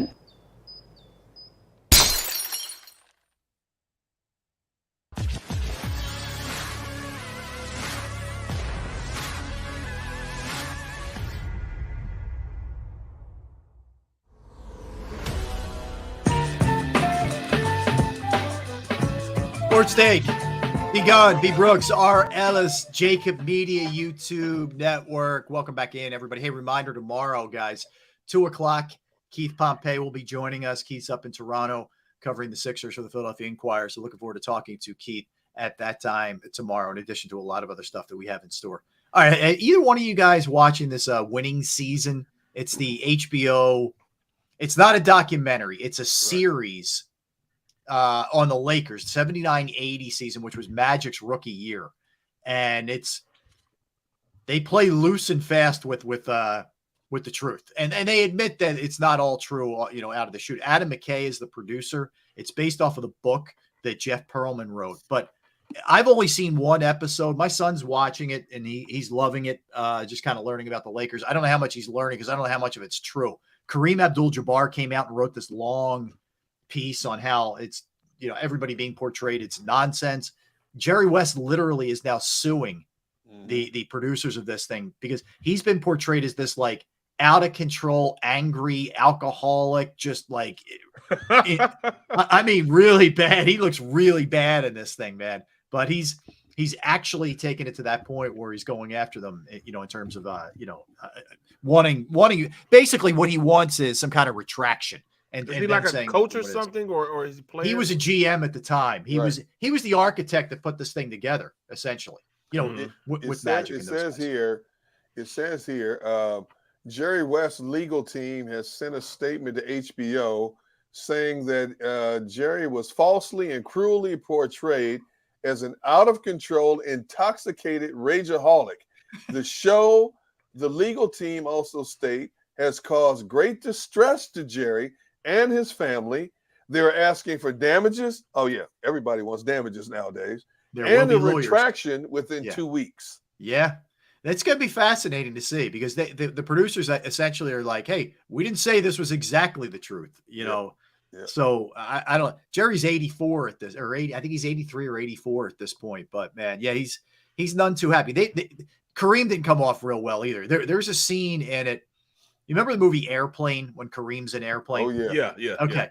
So he does a scene with the little kid who's in the cockpit, and the kid's asking about, "Hey, you're Kareem Abdul-Jabbar." "No, I'm not, kid. I'm Roger, whatever his name was," right? In this series, they claim once they finished the scene, cut, Kareem told the kid to F off. And Kareem's like, "I never told any little kid to F. What are you doing here?" So there's there's a lot of craziness that goes on in this thing, man. So you know what? They're gonna do the same thing for Breakfast on Broad and Quick Slants. I wonder how they can portray you two. Gunner's going to come off bad. I worry that's okay because I want defamation of character. I want retraction. I want damages as well. Yeah, they can do whatever they want. I'm with you. Actually, as a matter of fact, please portray me like Jerry West so I can sue you and get some money out of it. Thank you. Oh, my damage. Yeah. Well, here, how about this other one? Did you see the Tom Brady story about potentially going to the Dolphins? So before he unretired, okay, this was the window when he had retired before he decided to come back, okay? There are all kinds of reports and rumors floating around that he was going to take a position as a minority owner with the Dolphins and also get a position in the front office, kind of like Derek Jeter has with the Marlins. Yeah.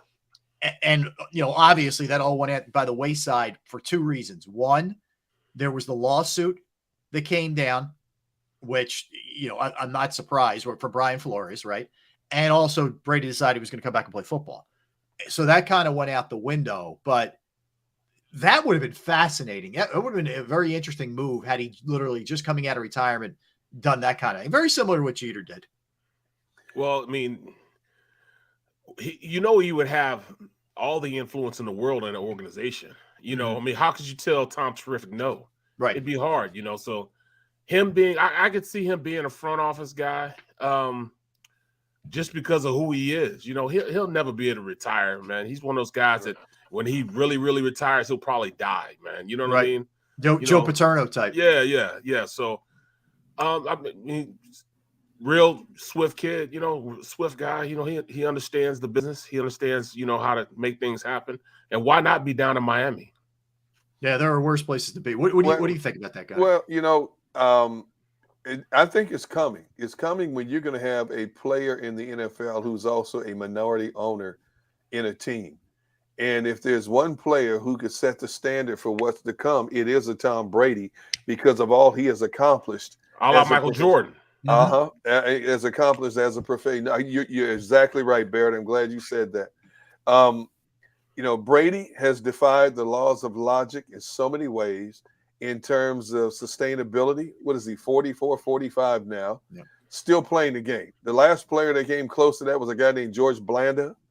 Okay. And George Blanda wasn't nearly the athlete Tom Brady is. Mm-hmm. But, when we talk about NFL players retiring, whether it's in their early 30s, mid 30s, late 30s, the one thing they said is my body and my mind just didn't want to do it anymore. Mm-hmm. And here's a guy with Tom Brady, and you hear all these stories about him, taking certain type of supplements to get his body, the training type of training he has, and I think this opened the door for you look at more and more quarterbacks now talking about playing into their late 30s, more so than ever before.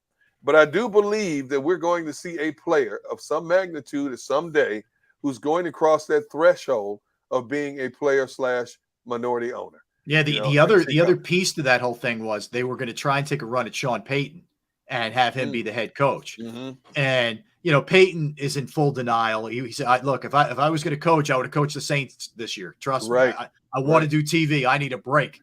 I kind of buy that from Peyton's angle of it. He'll be coaching the Dallas Cowboys next year. No doubt. He'll be in Dallas. Yep. Look at Gary Anderson. Gary Anderson played for 23 years. Yeah. You know what I'm saying? I mean, that's to me, that's phenomenal, man. Gary, and all I can remember when I was a rookie, every time I come in, he was West African. He'd be like, "Hey, you spending any of that good money, Brooks? Yeah. Put that money up, Brooksy." Yeah. With that South African accent, Yeah. No, and he was actually, he had a great career, but he was the guy who missed the kick for the Vikings when Randall was the quarterback in '98. They would have been in the Super Bowl. That would have been fascinating to see what would have happened there for sure. All right, last one, Charlie Blackmon. Gunnar, you mentioned him earlier. He hit the home run. Was it 2 nights ago? Whatever it was. He becomes the first active major league player to have an endorsement deal with a sports book. That's a real fine line you're walking right there, man, with the conflict of interest. I'm surprised they're going to allow it. I am too. I am really surprised. I can see some backlash there. Somebody's going to try to push, because that can open the floodgate for a lot of prominent players in Major League Baseball. And then here you're going to have the rumors out there. Is he tanking games? Yep. Is he throwing games? I mean, you think about it. For years, the NFL was adamant that they wanted nothing to do with sports betting, across the league. We want nothing to do. And then all of a sudden, because the NFL is the most powerful and the most successful and the most lucrative sports franchise on the planet, somebody behind closed doors said, hey, wait a minute, guys. Look at the money we can make off this. And lo and behold, what happened? Now they have their own streaming services. Now a lot of what you see, they have sports betting services in their commercials. Now we have a professional team in the heartbeat of betting capital, which is Las Vegas. So eventually I think Charlie may have opened a door of what's to come. Initially, there'll be some pushback on this, but all of a sudden, once players start seeing the benefits of what Charlie may get from this, especially bigger name players, more prominent players who are already making boatloads of money, their financial guys are going, hey, look, man, you realize you can make an extra 2, 3, 5, 6 million? Well, that's yourself. It's interesting. Mad Hatter, one of our listeners or viewers here in the comment section, that Calvin Ridley will be next. Here's what I wonder. I would think that Calvin Ridley would have put up more of a pushback had there not been more to the story. Like, I feel like there's more there, or else we would have heard from the players union. We would have heard from him and his attorneys. Don't you guys get that sense that he played it off like, I bet nothing. I did a couple parlays. Right. It feels like it was a little bit deeper there. Well, he might have found that he might have did more. They just didn't put all of it out. So it's like, all right, I'm just going to be quiet about it. But it's the marriage. I mean, you could have bought me with a wooden nickel when the Raiders went to Las Vegas. I thought that would have never been right. Because the players gamble by nature. Yep. Is on the planes going to and from games, they play cards all the time. Blu-ray. I'm talking about game checks involved. I was on a plane one time, my rookie year, and there was in the pot. There was $68,000 in the pot. Jeez. And we were playing Blu-ray. And when you get booed, it means you don't get a book. And if you don't collect the book, like spades, if you don't collect the book, you got to pay. You get booed. So when you get booed, you got to pay the pot, the $68,000. You got to pay the $68,000. Oh my God. You have to pay $68,000. Put $68,000 back in the pot. You know what I'm saying? Yeah, so that's they take the money. They take the money, and you have to put $68,000 back in the. So the winner of that pot gets the $68,000. Then you have to go in and put $68,000 back in the pot. That's crazy. Well, one player got booed, and he took it upon himself to say, "Man, I ain't paying." And by the time he said "shh," the other player punched him in the mouth. We're on our way to a game. Oh, in Phoenix. That's a long flight too, man. Right, bro. Needless to say, they played the same position too, and it was crazy. In fact, the player, after he punched him in the mouth, he went and sat down and drank like a fifth of Jack Daniels, and I had to carry him off the plane. Oh, good. Sure, he was in good shape for the game. Oh, he's still bald though. Oh yeah. And back then, when you played, Barrett, they weren't making the kind of money they make now. No, so not even close. $68,000, which is pocket change to a lot of players today. Man. That was a significant part of their income back then.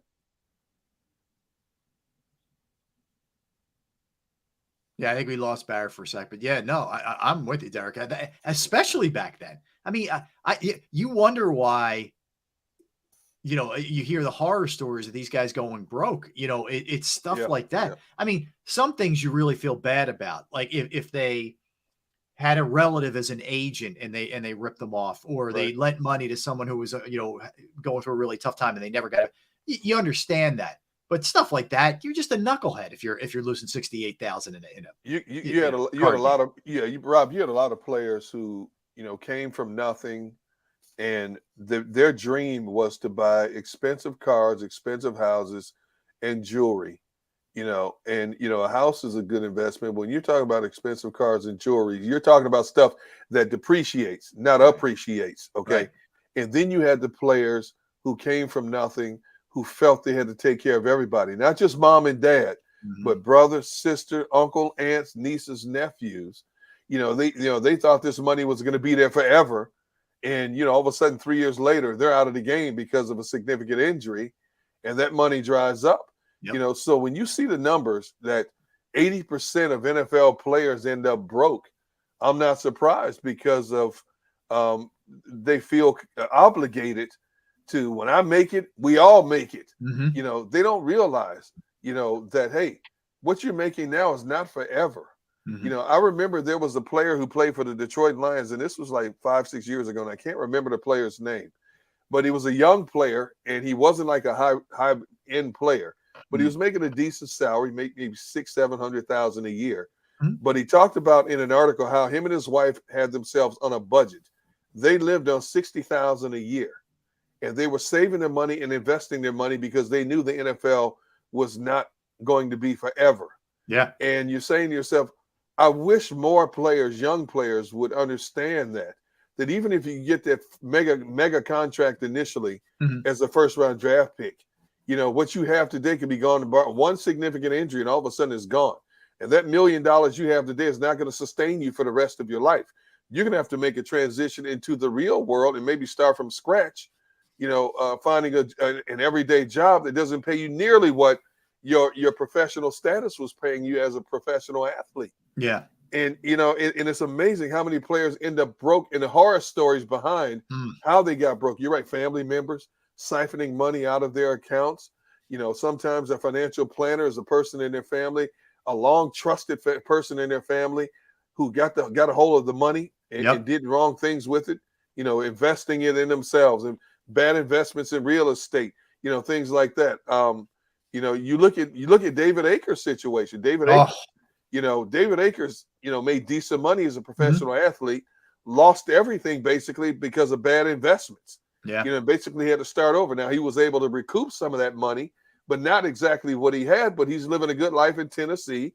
And, you know, but he's one of those rare cases of being able to recoup some of what he lost. A lot of players who end up broke are broke. That's it. That's it. Yeah, you're not. Well, you make a great point. It not only is it a short shelf life, right? You're in some. Hey, God bless the ones who do. Maybe they start their own business or whatever. You're not even making a third of what you made, Barry. Right. I mean, you look. Right. You're a guy who was incredibly smart with his money, invested well, you know, et cetera, et cetera. But how many teammates, man, just didn't have that same mindset that you had? Bro, I it's funny, man, because my last year with the Steelers, I played with a guy. He signed a contract for $31 million when I left. He signed a contract a year earlier for $31 million. A year and a half ago, he called me, hey, man, I need to borrow like $5,000. I got this great investment I'm doing. Blah, blah, blah. Like, dog, you just paid. You got a $31 million contract. Yeah. I mean, what are you talking about? Can you borrow $5,000 from me?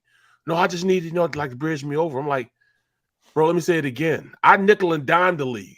Yeah. What you made in 2 years, I made in my entire NFL career.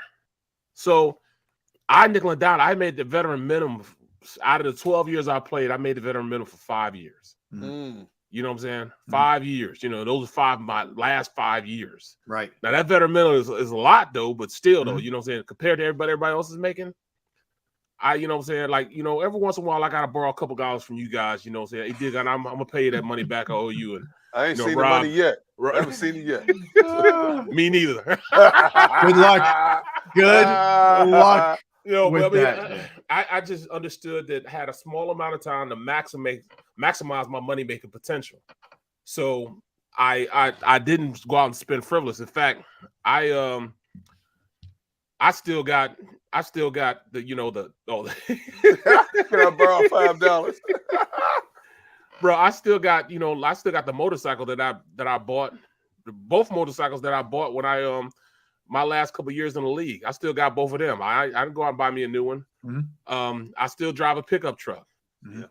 I bought a car and I fixed the car up. You know what I mean? That's what I do. I don't sprint frivolously. You know, I make sure that I understand the value of a dollar. Now, my kids, they don't know the value of a dollar. They piss me off with that. Barry, how hard was the push from, I don't know, relatives, friends, or whatever, when you first made it to the NFL? Did you have a lot of people that were coming at you?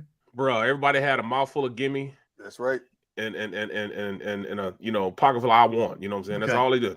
I mean, everybody needed something. You know, I'm like, especially they want to make you bad, make you feel bad. Oh, remember when I brought you to practice back Tuesday of 1983? Yeah. What? Yeah. If you gonna go back that? Oh, all right, then here's this. But I tell them all the time, all right, you asked for it, that means you need it, and I will give it to you. But just understand, you put me in this position, it's really messed up, and I'm gonna give you this, but this will be the last thing I give you. Trust that. Right. Now, is our relationship worth this? You let me know. Yeah. Interesting. And I think a lot of people on the outside looking in at athletes, you know, we forget also that, you know, when it comes to players in any sport getting contracts, they have agent fees. Yep. The taxes they pay are ridiculous. And the entertainment taxes they pay from state to state varies. all of that stuff adds up. So, you know, it's a dream world they live in. It's a dream world all of us on the outside looking in wish we could experience it sometime in our lifetime. And we see the shows where some of these athletes with the mega mansions and the swimming pools and the 10,000-gallon aquariums in their homes, it looks fabulous, 20-bedroom houses. But for every one player that achieves that status, there's 1,000 more who don't come close to that. Well, you're right, because it said people understand that 75 to 80% of the money paid out by NFL football teams is only made by 5% of the players. That's right. So 5% of the players is making over 75 to 80% of the money that's being paid for that year. They also understand you're still in the same when you make over like 100,000, 200. I mean, like over $200,000, you're in the same tax brackets as Warren Buffett. You know what I'm saying? Yeah. So you know, and then you also have to pay you got to pay the state taxes of the teams you play because you make 1/8 of your income in that state. You got to pay the taxes of that state. So going to play in California, that's right. Playing Which here is in ridiculous. Philly, exactly, Philly. I mean, you want to go down and play in Dallas. You want to play in Miami because Florida, you have to pay tax. State tax. So, every year, when I did my tax returns when I was playing, I'd have to do 10 tax returns. I had one for Jersey and one for Pennsylvania because I played. I'm from there, so I played there. Then I had to pay income taxes for California. Wherever, Wisconsin, I mean, all those other states, you got to pay the taxes in them. So I hear you. You know, so people think you make $1 million. No, after you make $1 million, you're going to get half of that. So because state taxes, I mean, government tax will probably run you 30, state tax will probably run you about 12, pay your agent 3 to 6. You know, after that, that's over half of what you made. It gets whittled down real fast. All right, as we head out the door here, let's get quick predictions on the Sixers, Derek. Oh, wow. If the Sixers play the game they played the last 2 games, I think they're in a good position to win this game tonight. They know what's coming. They know the energy from Toronto is going to be much different, much higher because they're a wounded animal right now. Toronto's going to be in their backyard. Doc Rivers doesn't have Thibault at his disposal to put in the rotation. Toronto has been way off in his 3-point shooting the last 2 games. So the Sixers go into this game favored by 2 points. I don't think Sixers win by double digits tonight. And I know I've said time and time again often in this show that I think Toronto's going to be a different team tonight. But I'm going to go with the Sixers mojo right now. I say the Sixers win and cover tonight, cover the spread. Barrett, quickly. Sixers win, double digits. All right, I think it's tight. I think they win, but it's tight. I think it's going to be an interesting game to watch. All right, tomorrow we're going to have Keith Pompey. We'll talk some Sixers with him. Plenty of other stuff. Thank you to everybody who streamed, everybody who listened, everybody who jumped into the comment section. Hit that like button. We appreciate it for sure. Don't go anywhere. Dan Cilio coming up for Derek Gunn, Barrett Brooks, for Xander Krause, our producer. I'm Rob Ellis. You have been watching Sports Take, JAKIB Media YouTube Network. Go for the midnight dares. Go for the game. Go for the hits. Go for the fans. Go for the win. Go to Ocean Casino Resort. Book your trip at theoceanac.com. All right, did you know I was the mommy slam dunk champion? Really? Yes, really don't sound so surprised. Let's see it. Oh, you're ready. All right, here we go. Let's hear the crowd. Go to right, go to left, fake 'em out. Mama, go up, She did it. Again? You can't avoid gravity, but United Healthcare can help you avoid financial surprises by helping you compare costs and doctor quality ratings. United Healthcare.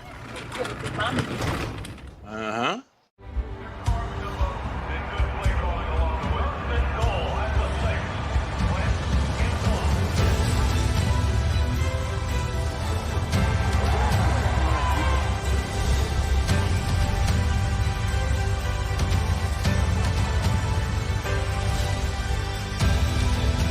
Field of life, First Trust Bank is there for you. Champions on 3. 1, 2, 3. Because Philadelphia dreams deserve a Philadelphia bank.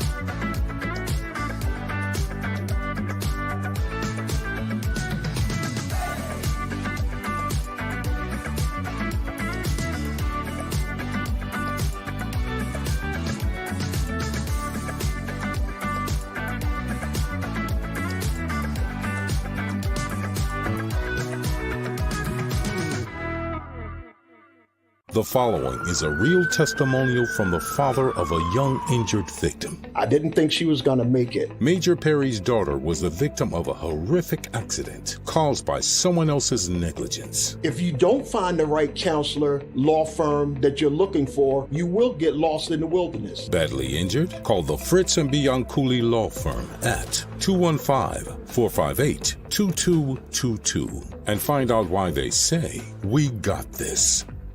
At Stateside Vodka, every new customer gets the world's best rocks glass, free.